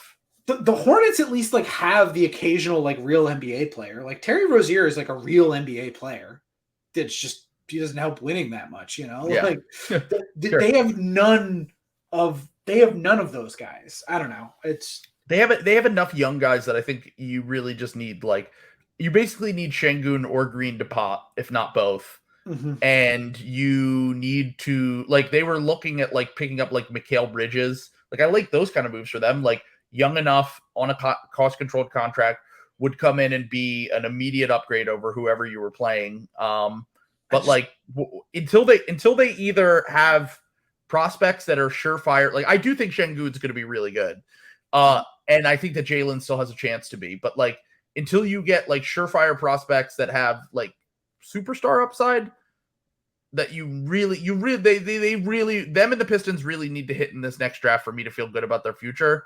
But the one thing the Rockets do have the advantage of is that they occasionally get free agents. So if they can ever get to the point where they're just normal, they might get a James Harden in free agency. Yeah. But we'll see. If they'd be so lucky. I guess my thing is I just think that it's more likely that they keep the fucking shell game Ponzi scheme going, and the second they have like a real play. Like, I wouldn't be shocked if like in a year or two they trade Tari Eason and just keep. I think that's the kind of guy that they were probably trying to move to get Mikal Bridges, because, like, I mean, I love Tari and I'm a big Tari guy, but like he'll probably never be as good as Mikal Bridges is right now. Maybe he could grow into that kind of player. I don't think the shot will ever quite get there. No. But like those are, they'll probably move because you can't do the Hunger Games thing with the young guys for 4 years. Like, you can do it for a year or two, and then you can figure out which ones really stand out above the rest, and then you can build around those guys. But like the Kevin Porter Jr., like, you just got to move on from Kevin Porter Jr. after the season. Like it's just like, it's never going to work with Jalen. And if you want to invest in Jalen, it would be best to get like a norm. I hate when people say this, but they might be the one team where it is the exception, even though I'd probably just run more offense through Şengün instead of getting like a point guard. But they could use a good starting level NBA point guard, like not just like a random guy like Ish Smith or something. But like, how about like a real fucking scheme? How about a real sure. Like just structure. Sure. They just need like, that's what I mean. They just need to be a real team. They need real structure. They need real like coaching. You know what I'm saying? You just can't let it be like a blob of hooping. As funny as that is. So I know. No, I totally agree. Yeah, the Bridges for the Nets picks back. Let's go. Yeah, beautiful. They would never do that because they're just going to think that the Nets are going to blow up at any given point, given their history. So, it's not going to happen. The Nets are here to stay. They're the try hard team again. They're back. The try hard Nets. The Nets are not going to be in the play-in. We can do a little speed round here because there's really nothing to say about the Indiana Pacers. They didn't really do anything. They just took on salaries. Got picks. Win. B+. And Wara. Yeah, I gave them a C because they just didn't do anything to blow me away. So, and then the Clippers are the next team we need to talk about because they actually did do things. So they got Eric Gordon for, as we just discussed, for some seconds. A pick swap. I'm coming home. He's going home. Tell the world that I'm coming home. That's him. And then they gave up John Wall, who just didn't work out for them. And then they also sent out Luke Kennard in that trade, which, and now that I look at it, it's kind of a lot for Eric Gordon. Like, not John Wall, but like Luke Kennard, a pick swap, and 2 seconds. Like, it's not nothing. But then they also took the upside swing with Bones for 2 seconds, which, if you put all of the value together, then you're like, okay, now that's fine. Yeah. And then they got Plumlee for just a second and Reggie Jackson, who wasn't going to play for them anyway. So it's funny because I felt like they like needed a consolidation trade, and like they did the opposite. They didn't consolidate. They just like swapped in all their guys for like slightly better guys. Yes. You know what I'm saying? Like, which I guess fair, like that's still a positive value, but like they're deeper now somehow because they just got rid of John Wall, who wasn't in the rotation, Reggie Jackson, who was falling out of the rotation, and they got back 3 rotation players. Yeah. Oh, they got rid of Luke Kennard too. So technically, I guess it is like a 3-for-3 swap, but like I don't even know if Bones is going to be in their rotation. I think that he might be more of a long-term kind of pickup, and like he might be down the stretch of the season, but I don't think he's going to be playing minutes for them in the playoffs. So yeah, I gave them a B+. I thought I didn't love the fact that they gave up Kennard, but I think that they kind of realized, like, look, as great as Kennard shooting is, like, he just can't play in a lot of playoff matchups. Like, the defense is really bad. He gets targeted every single game he plays in, and you can't do your switching. Like, they like to switch a lot. You can't switch with Kennard out there, so it just creates another issue for them. And you know, I do like Kennard is such an insane shooter, dude. Like, I think someone said that he's shooting 48%. I'm sorry, he's shooting, I believe it was like 54% or some shit on wide open threes this year. Like, he's just like a knockdown fucking shooter. Like, he doesn't miss open threes really. And we'll see if he can make it work with the Grizzlies. But that was really the only thing that I cared about that they gave up. And then they got 3. And I think that Plumlee is going to give them at least another option they can pivot to when you're in a series against like the Nuggets with Jokic. So if they can't go small in that series, then they at least have something they can throw out there. at all times. Just have a regular big. And then I love the Bones upside swing, even though I don't think Bones is good right now. Yeah. No, I mean, like Plumlee, like let's say like you play like the Lakers, let's say in the first round, and let's say it's like game 2, and like Anthony Davis like flares out for 3. You can trust a guy like Plumlee in spots like that to play good defense. Why was Plumlee on the court?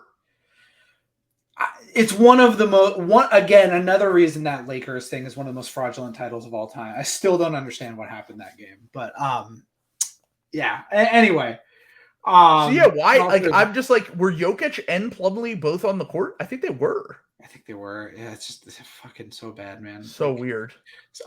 Anyway, yeah, I mean, I don't really like Bones. I don't think he's like a very good player. It's a lot. Like you said, that's kind of a lot to give up. I do like Luke Kennard quite a bit. Like, even if he can't play defense, like who cares? Like, you always have one of those guys who like shooting is just such a premium in the NBA. Sure. If you have any guy who can like hit a 3, like I asked the Cleveland Cavs if they would take Luke Kennard like with like no defense, like this. So yeah, I was lower on this. I gave him a C+. I didn't think it was anything in particular. I mean, they did get plus value, but they also kind of got older outside of Bones, and then Bones also, like, if he wasn't happy on the Nuggets, why is he going to be happy on this Clippers team? We'll see. That's where the minutes are even worse. Did you see the press conference today when he was like throwing subs at throwing shots? He actually like just tweeted like 40 minutes ago. I just saw that that he's like blaming the media. He's like, "No, I love Jamal. Like, I would never." Bullshit. Like, yeah. Complete like, bullshit. Shut up. Yeah. His sister was on Twitter talking shit because Jamal was subtweeting Bones. But basically, if you didn't catch it in the interview, they asked him about Jokic and playing with stars like Jokic and Murray, and how it will be different versus playing with guys like Paul George and Kawhi Leonard. And in long story short, he said, they got 2 stars here, and they only had 1 star there in Jokic, and he loved playing with Jokic. And I was like, yeah, that was definitely on purpose, 100% chance. That's total bullshit. Yeah. Okay. So yeah, I like the Clippers moves just because I think that it gives them a little bit more. It gives them a long-term guy, a solid backup center, and a 2-way potential guy at least with Eric Gordon if he's not just completely cooked. So I don't hate it. Okay, Lakers. We obviously talked a lot about this on Slotfest. Got 3 rotation players for 1 pick in D'Angelo Russell, and I protect top 4 getting away with it. D'Angelo Russell, Jared Vanderbilt, and Malik Beasley. What did you think of that? What would you grade that? They also got Mo Bamba for Patrick Beverley and seconds, and then they sent out Thomas Bryant. Honestly, I think that's like an A-, just because that's what I had. Protections on the picks are so crazy. Yeah, like because those could be second-round picks if they're really bad that year. Like it's basically second-round picks for 3 rotation players. Yeah, if you're bad, you almost certainly will be by that point because LeBron will be fucking retired. Like, I don't know. It's insane that trade happened. I still don't know what happened to like Danny Ainge. Like, I want Ramona Shelburne to investigate. Like, she's gonna like drop a piece about how like Jeannie thinks like Danny is like really cute, and then like we're gonna like see like there's gonna be like some sort of Jeannie bus soaking thing that's gonna come out. Like Danny Ainge has been honeypotted by Jeannie Bus is what I'm saying here. Jay Moore had better watch out because the slick Mormon Danny Ainge is on the prowl. I know he has 11 million grandchildren, but you know what Mormons do? They keep having grandchildren. So watch out, Jay Moore. You're ridiculous. Oh my God. Oh, Jesus Christ. All right. Do we know if Jeannie Buss has any investments in trampoline companies? Jeannie Buss is going to start selling like Avon or some sort of multi-level marketing scheme out of the Lakers thing. And everyone's going to be like, it's because she's Mormon now. And it's just like, no, that's like Lakers. That's just like how the Lakers do business. That's right. That's absolutely our entire business model is a multi-level marketing scheme. That's right. They have a tequila company and everything. All right. Okay. Toro. So yeah, I gave it an A-. I just think that getting 3 rotation players, even if there's question marks with the fit around all of them.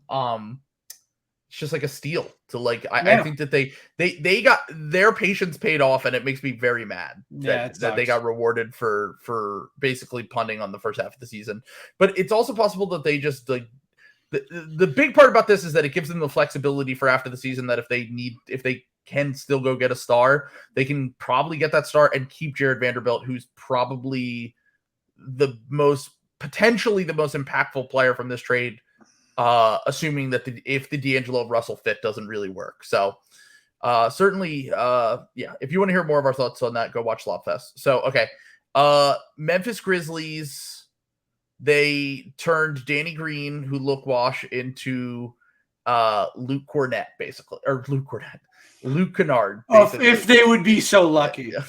Have the Cornet contests on the fucking floor.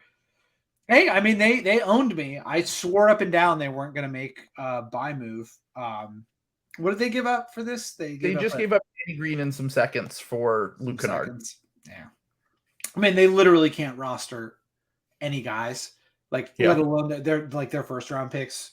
They're probably going to have to cut a first round pick in the next 2 years if they don't make another consolidation trade. So, I mean, who cares? You got to get rid of those seconds anyway. I mean, it was a future second round pick swap. So it was like nothing. They basically sent out Danny Green and got Luke Kennard. I mean, yeah, if you're going to win a trade that cleanly, like why not do it? I mean, I hate to be nice to the Grizzlies, but that's like a pretty cut and dry B+ move. Like, yep. I had it as a B+ as well. I just think that like, I think that if Danny wasn't cooked, they probably keep Danny because he actually like fits like the two-way theory of the kind of stuff that they're trying to do. But I think that they had inside information and they knew that he probably wasn't going to get there at least this season, and then he's a free agent after the year. So you get an extra year of Kennard to really look at him, one of the best shooters in the NBA, who once again always will have defensive issues, but I think that his floor spacing is underrated, if anything. Also, they kind of did the Doc Rivers thing. He shoots 52% in his career, or 56% in his career from three against the Grizzlies, which is like by far the highest. Fast Break Breakfast tweeted that out today, and I thought that was funny. I was like I said, they're doing the Doc Rivers thing, where Luke Kennard is a Grizzlies killer, so they will be signing him. So because I mean, look, I think he's a solid enough rotation player that he's probably not going to get a lot of run in the playoffs, but I don't think. Okay, I'm sorry. I was off by 10%. He shoots 66.7% from three against the Grizzlies in his career. On how many attempts? 3? 24 of 36. 24 of 36. Okay. He's missed 8 threes in his career against the Grizzlies. That's crazy. That's crazy. Yeah, he's only played a handful of games, obviously. But the fact that it was 66.7 though made me a little skeptical of the sample size. 2 of 3.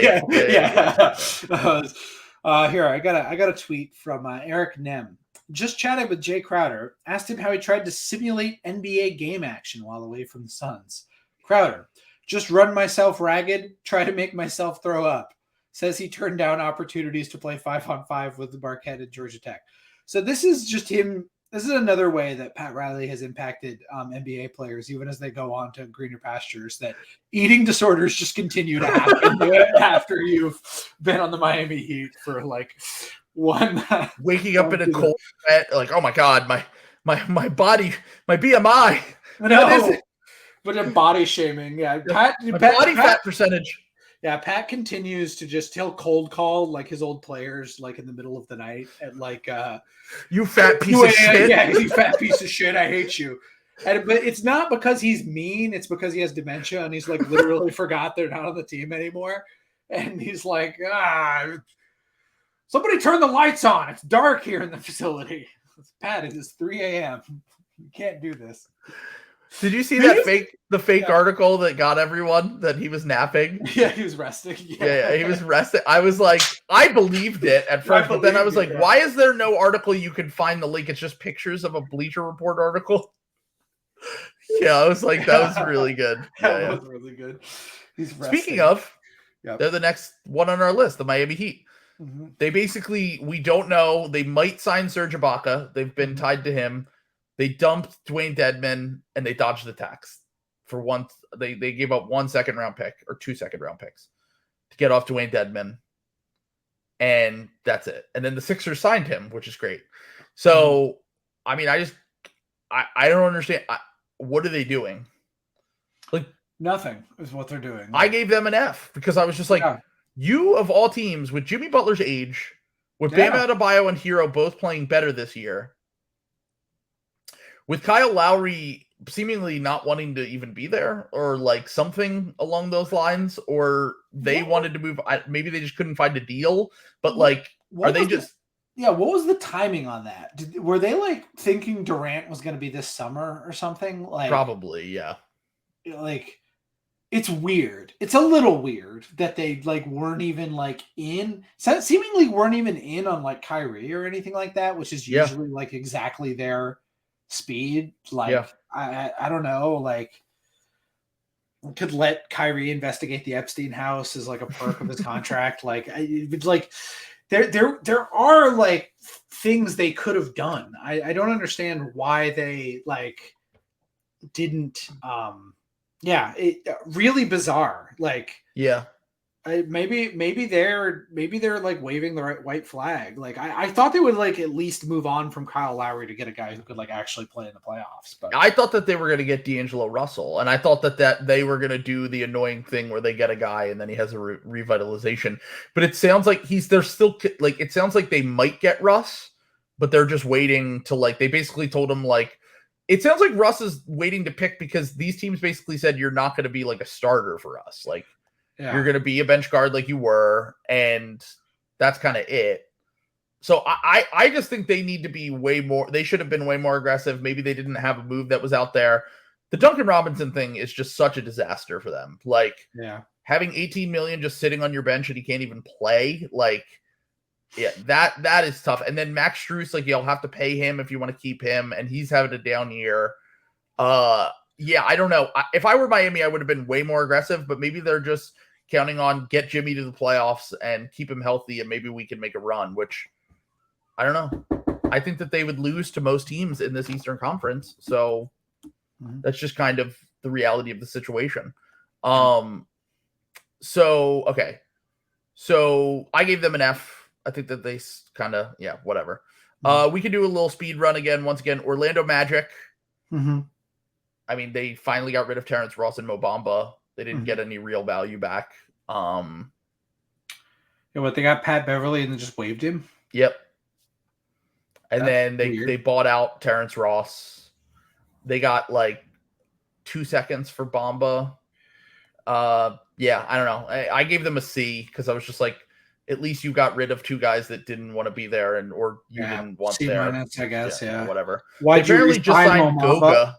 They signed Goga, so that's great. Yeah. Boy, that's a bummer. I wish these teams were like better at like margin, because I think the Magic could be really good. I don't know. I'm still in on the Magic, but we'll see. I don't think this year. I think next year is going to be the year where they're like taking that lead. So I gave them a C. So the Sixers I gave a C as well because the McDaniels trade was fine. They gave up a good second, but then they ended up getting a second. So like, it's not the end of the world. But like, the Dedmon thing just really sunk. Like, I probably would have given this a B considering the circumstances if they had gotten a backup center that wasn't Dewayne Dedmon. But the fact that they got Dedmon, I was just like, fuck you, dude. I can't do it with them anymore. So that's how I feel about the Sixers. The Suns. How do we feel about the Suns? They got a guy named Kevin Durant. F. Who's this? You gave up so many picks. What if one of those picks at 24 was good? What if you're a bad team in 5 years? Exactly. What if you're going to be a bad team in 5 years? Why are you giving up so much for a guy who he might only play for 3 more years? No. I know. Stop. Yeah. New owner syndrome, dude. Just ruining the team. Franchise. Yeah, that sucks. God, I love Lowe. Did you hear Lowe being like precious about this? he was like not crazy about it. Yeah, and it's like look, I get it. Like he doesn't play, but like a lot of guys don't play in the playoffs when they get hurt. Like I don't know, and he played. He's been healthy in the playoffs. Yeah, pretty much every year. The regular season is yeah. Like it's not like this has kept him out of games. You know, like he was the only one who played for the fucking Nets in that like series. Like, look, there's a certain level of risk for sure, but it's once again like it's Kevin Durant. They were like, fucked anyway. Like that's the thing that's crazy to exactly. me. You were fucked anyway. What were your options? Your options were being a first or second round out for until Chris Paul is completely gone, and then you have nothing to replace him. You'd have to sell low on Ayton. This was the right move for them to make. Like this was, we're pushing in all our chips in a weak conference, and we're gonna try to fucking win the finals this year. And if we don't, we'll be back with the best duo in the NBA next year and the year after that. And maybe there's injury issues and maybe there's risk, but look, we're willing to take a risk for one of the 5 best players in basketball. It's just, but the problem is that, they didn't guarantee themselves a championship, and then you have to wait on getting a top 3 pick. No trade guarantees you a championship. This is the closest that you could possibly get to that. Okay, but think about it though. But what if the Suns are bad and then they get a top 3 pick or a top 5 pick? They could draft someone great like Dragan Bender, Josh Jackson, Marquise Chris. Slam dunks like this. This is a franchise built on their drafting thing. Yeah. Famously, when Luka Doncic was on the board, they drafted a guy who fucking hates playing for them. So yeah, they've done great at drafting. Actually, their 2 best picks were 13, like 13 and 10, where Bridges was before. Cam Johnson was like the 11th pick. Like, yeah. I don't know. They're the greatest player of all time they fucking traded for. Yeah. Their greatest player of all time they fucking traded for. They were smart to get rid of the picks. Now James Jones doesn't have to worry about drafting at all anymore. Yeah, like I don't know. It's just I thought it was weird how everyone was treating this like it was the fucking Rudy Gobert trade. And it's like, yes, that's where it was like, okay, like this is Kevin Durant. Yeah. There's a risk for sure. There's a downside for sure. It's worth it to take a risk on a top 5 player who, before he got hurt, was arguably the MVP of the league. We've never seen a player like this traded in the middle of the season before. So I know that history says that you generally can't. And I still have question marks about that. Like I went on Trucking Darts and I said, I still think I take the Nuggets just because I base it on consistency and the fact that they've played way more together and they're only going to have 10 to 15 games together probably to figure all this out. And I think I like the Suns' chances better next year, but it's still worth the risk to me. To me, I don't even view it as a risk. I think that you got Kevin Durant and you win. That's why I gave them an A+. Anytime you have like 2 of the 10 best players in the NBA, and I think Devin Booker is very close to sniffing that, you have a chance to win the title. Like that bottom line. Always. Yeah. Yep. Agreed. Especially in a Western Conference that just sucks ass. Like it's just not good. I'm sorry. Yeah. Okay. So I didn't like the Terrence Ross signing for them, but whatever. You already got Kevin Durant, so I'm still going to give you an A+. And they took a flyer on Darius Bazley, but that doesn't matter to me either. Okay, Portland Trailblazers. So they got Cam Reddish, Matisse Thybulle, and every 2019 wing who hasn't lived up to their potential. First round pick, right, from the Knicks. They got a protected first round pick from the Knicks. That will almost certainly convey this year because the Knicks are going to make the playoffs, but they protected themselves by lottery protecting it just in case they fall out. Okay. So, and that's probably going to be a pretty good pick for a non-lottery pick, like probably like 18 or 19 or something.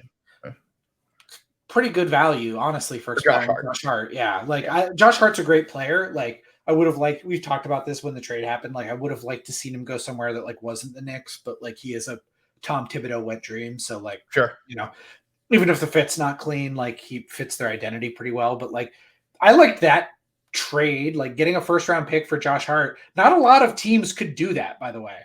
Like by doing their business early, they got a first round pick that a lot of teams couldn't get like, you know what I'm saying? Like Yeah. a lot of teams were getting the 5 seconds poo-poo platter, and they got something that like actually might be something. Yeah, there were only trades first moved in the 2-star trades.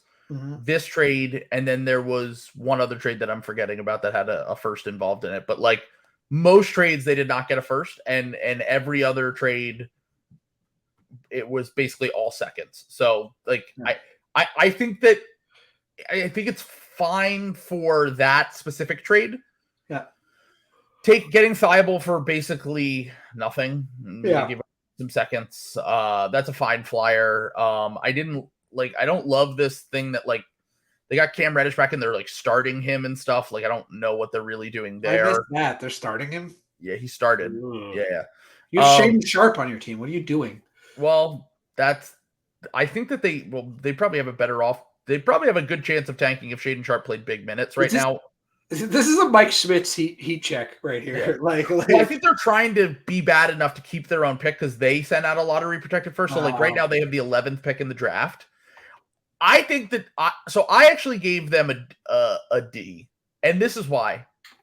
Interesting. If you're gonna keep Dame, just build a team around him right now, dude. Like the 2 timeline things just isn't gonna work with a guy who's 33, dude. Like he's turning 33 this summer, and I know Dame doesn't care, but like you should care, and like the team should care to put a good team around him. Now maybe this is the second straight year where they've done this, where they pivoted and then they made their moves in the offseason, and they made some good moves last offseason. Jeremy Grant trade, home run. Don't know why they extended Nurkic, but it feels like in every trade except for that Josh Hart trade, it feels like they always get back like not great value to me. Like it's always like I don't know, like got some seconds, like got like an okay prospect, like whatever. Like I know they didn't give up a ton, but I feel like they're waiting to take their next swing, obviously.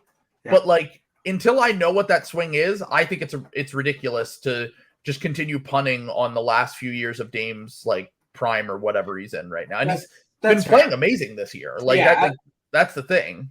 That is fair. I mean, I would rather, I mean, I guess it would be better to like pick a direction. Like if you're going to go this way, tell Dame you're trading him in the offseason and trade Jeremy Grant. You know, like sure. Yeah, or do something like that. You could have got a fucking haul from Jeremy Grant. Trade Jeremy Grant for OG Anunoby, like or whatever. Like if you're going to or like 3-way trade where Grant goes one team and then you whatever you get OG or whatever it is, or someone who's on a contract that's longer.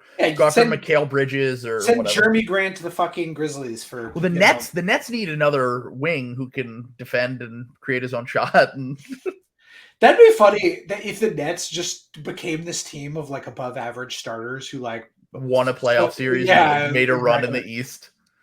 Just that immediately went back to where they like exactly where they were before. This is how I know the Sixers aren't contenders, because I watched them play the Knicks and the Nets, and the entire time in my brain the thought was creeping in was, could this team beat us in a playoff series? I know we're in the doldrums of the season, but Jesus Christ, dude. I really think, quick Sixers tangent, I really think that like Joel being hurt literally every time has like kind skewed of our brains. Skewed our brains a little bit about what the Sixers are in the postseason. We'll see. Joel Embiid. I still feel pretty confident as a Celtics fan against them, but I think that's more of a matchup issue than like they're not going to be good in the playoffs. I think you guys are going to dismiss any of these lower tier teams pretty easily, so we'll see. I'll believe it when I see it. They got to earn my trust, dude. Joel Embiid, you can say that Patrick Mahomes is the GOAT and going to beat the Eagles, which he did, and you were right, and it makes me mad. But you can say that when you make an Eastern Conference Finals, okay? That's the rule here, bud. Make an ECF, then I will respect you. All right. Anyway, don't unfollow me on Twitter though. Okay. Clipping this and sending it to Joel. Yeah, I mean someone will. Who cares?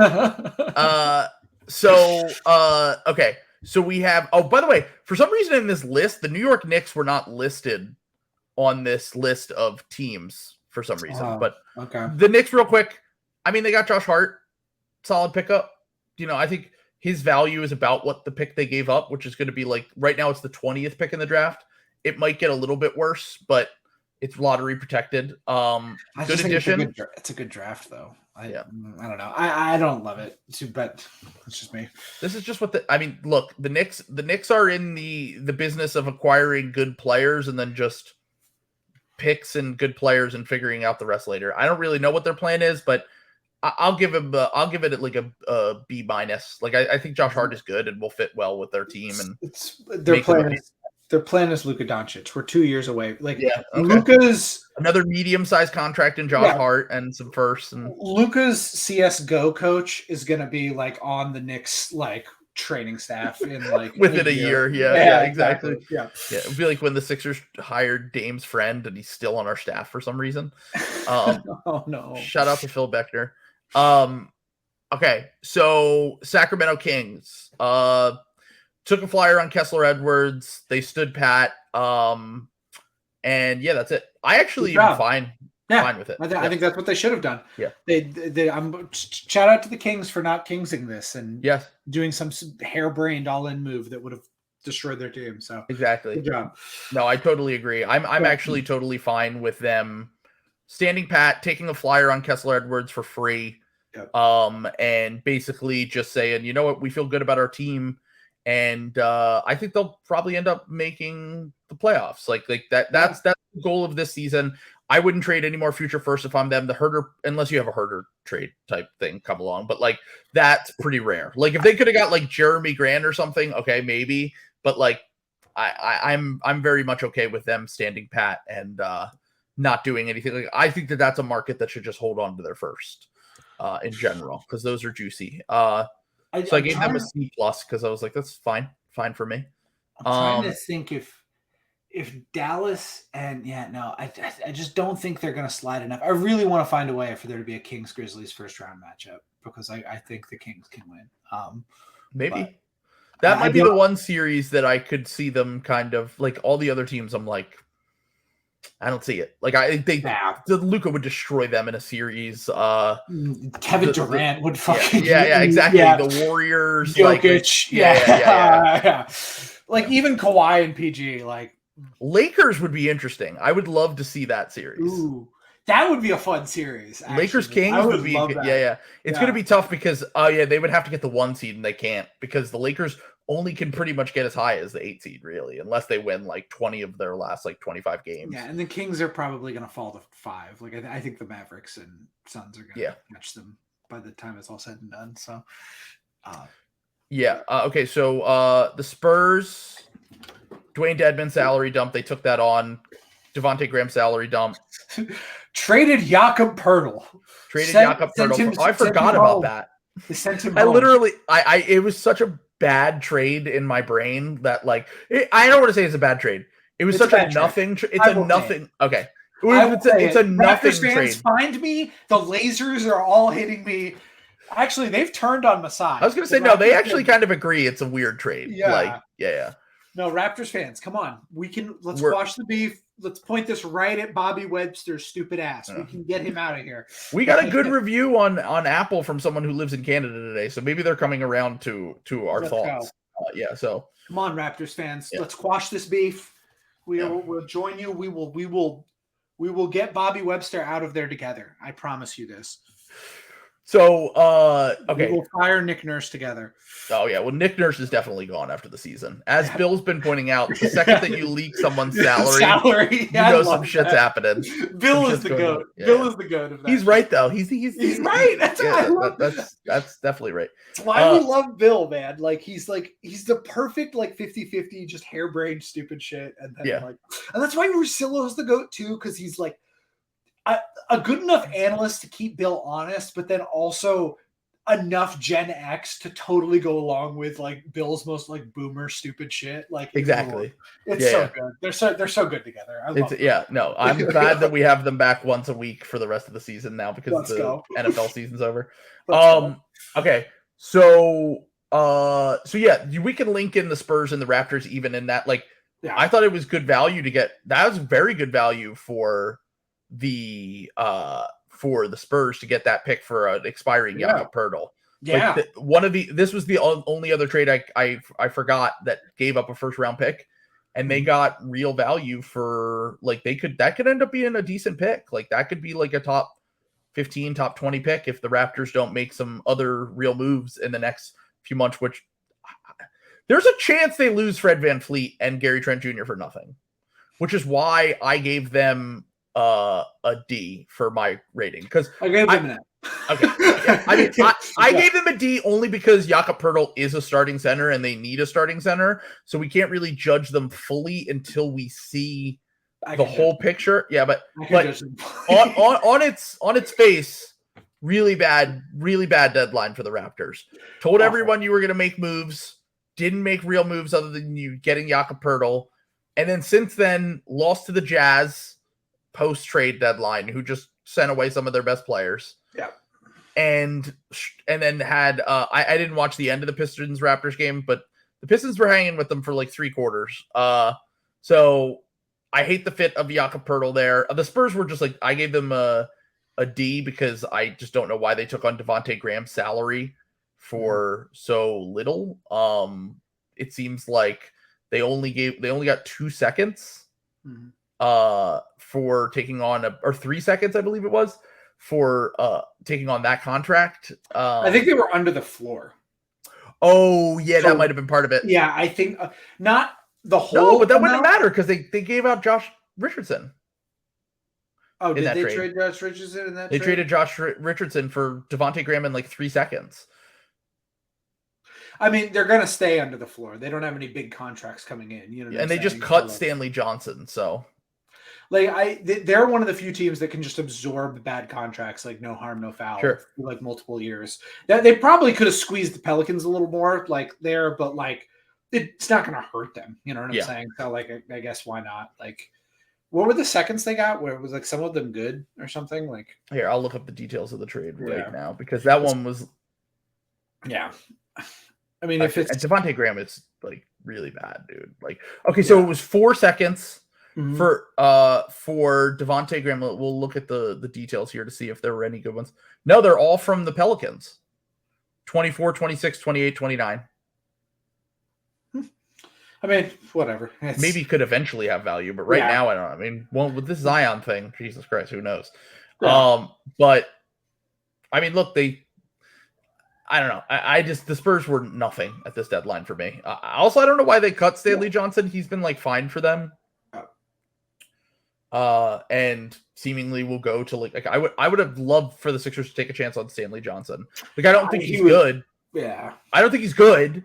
But I thought he was money that draft. I wanted Stanley Johnson so bad for the Celtics that draft, and I mean he's definitely not lived up to his draft potential. But he's like a fringe rotation player, and like he's a 6'6" wing who his defense is a little overrated, but he's a solid defender. And his offense seems more capable now over the last year or two.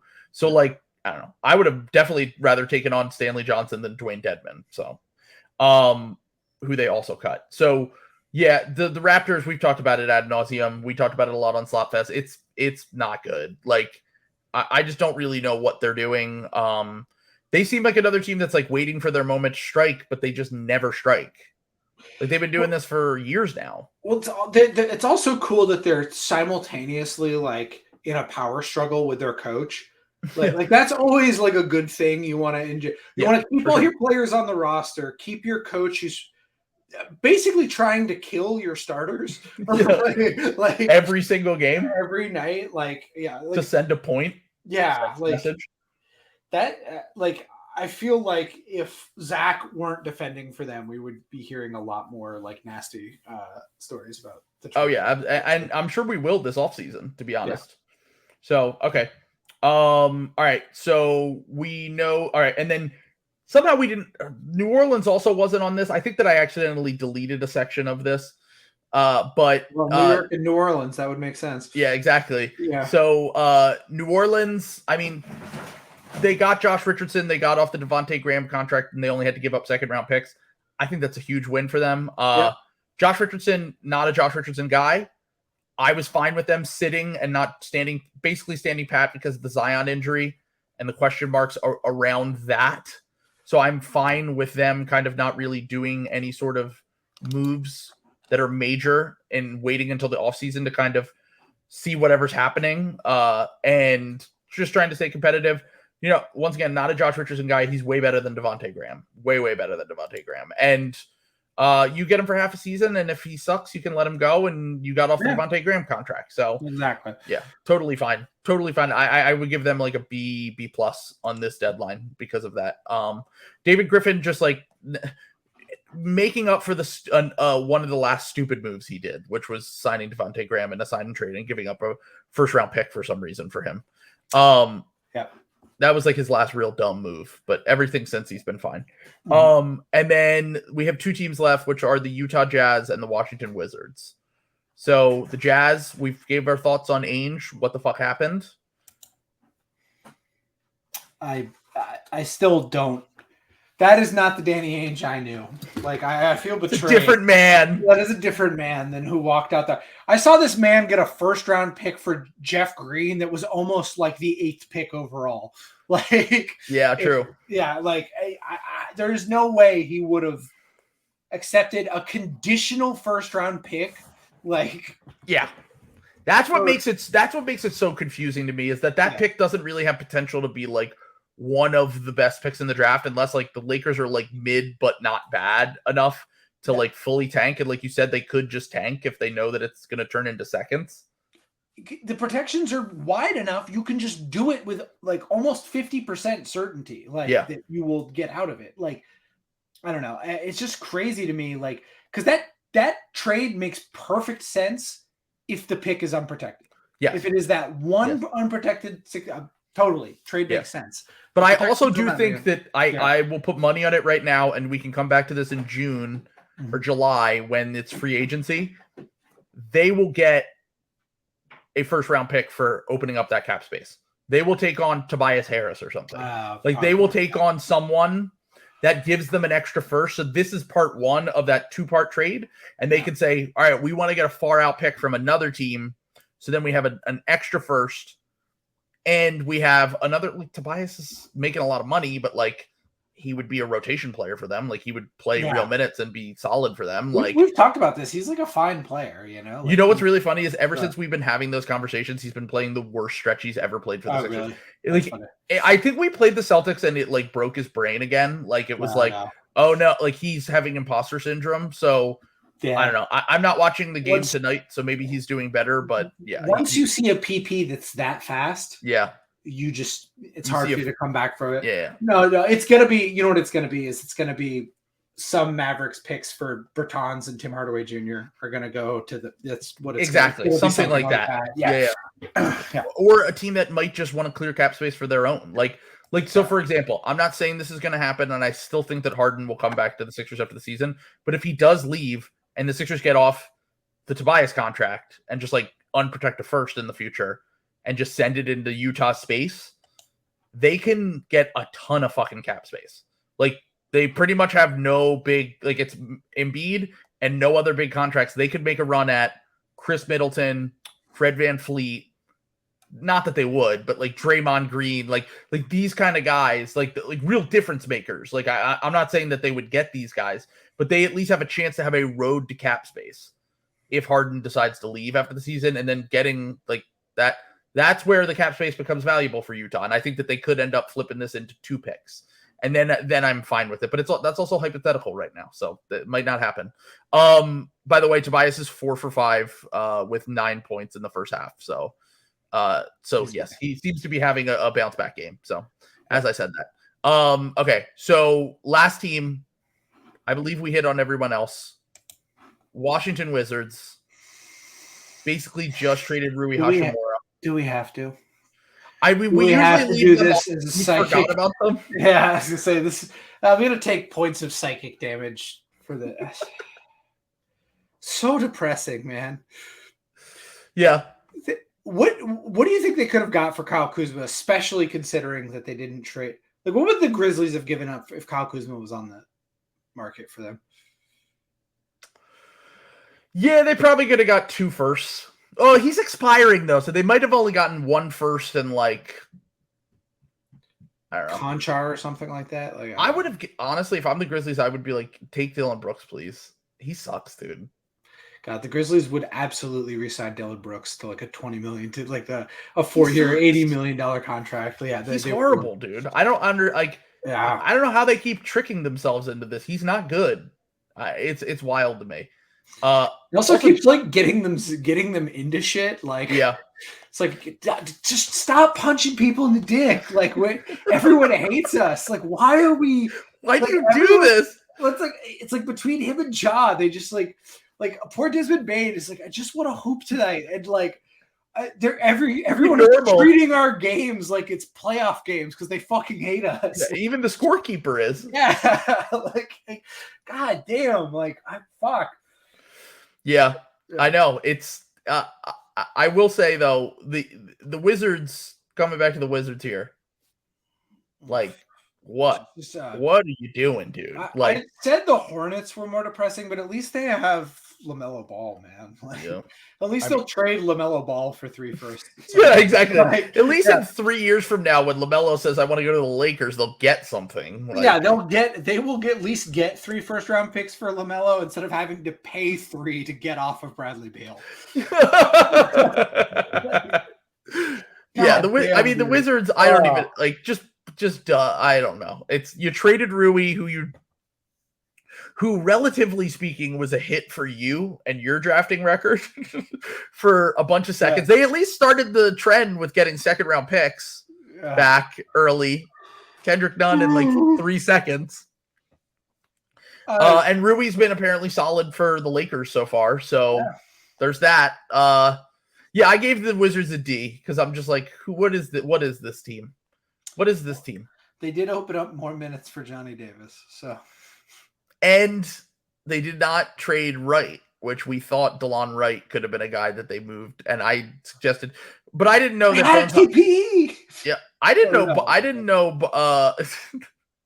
I didn't know that Bones Highland was worth 2 seconds when I suggested that swap. So my value on Bones Highland was way off in that fake trade, obviously. Oh, God. Yeah. I do think that we also just passed over the Brooklyn Nets, and I just realized. We've been hopping all over. I mean, I actually kind of want to talk about them. They had I thought they did pretty well, to be honest. Yeah. Like all things considered. Like, yeah.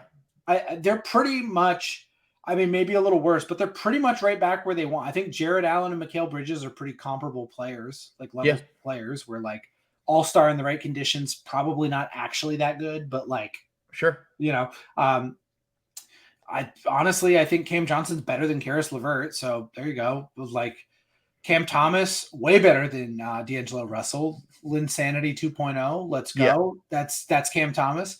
Somebody made the Cam Thomas Linsanity comparison. I said he's Linsanity for hoopers. I tweeted that. Oh, you did? Okay.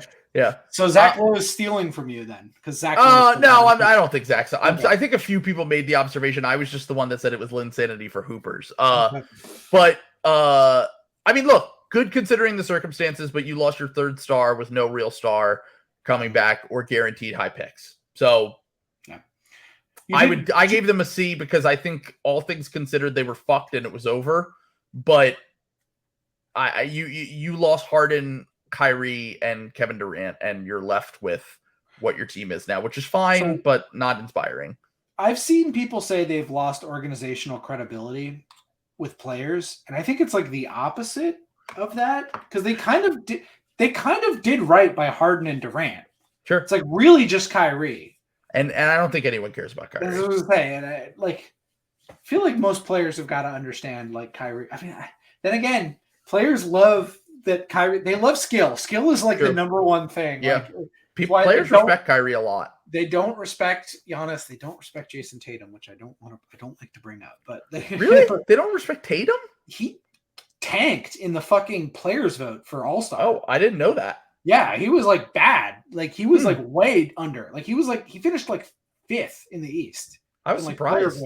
Yeah, because you think of him as like being a hooper. I was kind of surprised that he was like behind Giannis even, who is like usually like the players are like this is a bozo. Yeah, exactly. Yeah. This is the freak. All right. Well, I actually have to run. So I'm sorry. No, I'm not doing a bit. I actually just realized I have to run for something. But literally run. We're at 2:15. So I think we gave this plenty of slot. The Hogs what they do. We'll be back later this week, folks. And also, if you're still listening, I'm doing playback on Wednesday for Sixers Cab. So come watch me die. So peace.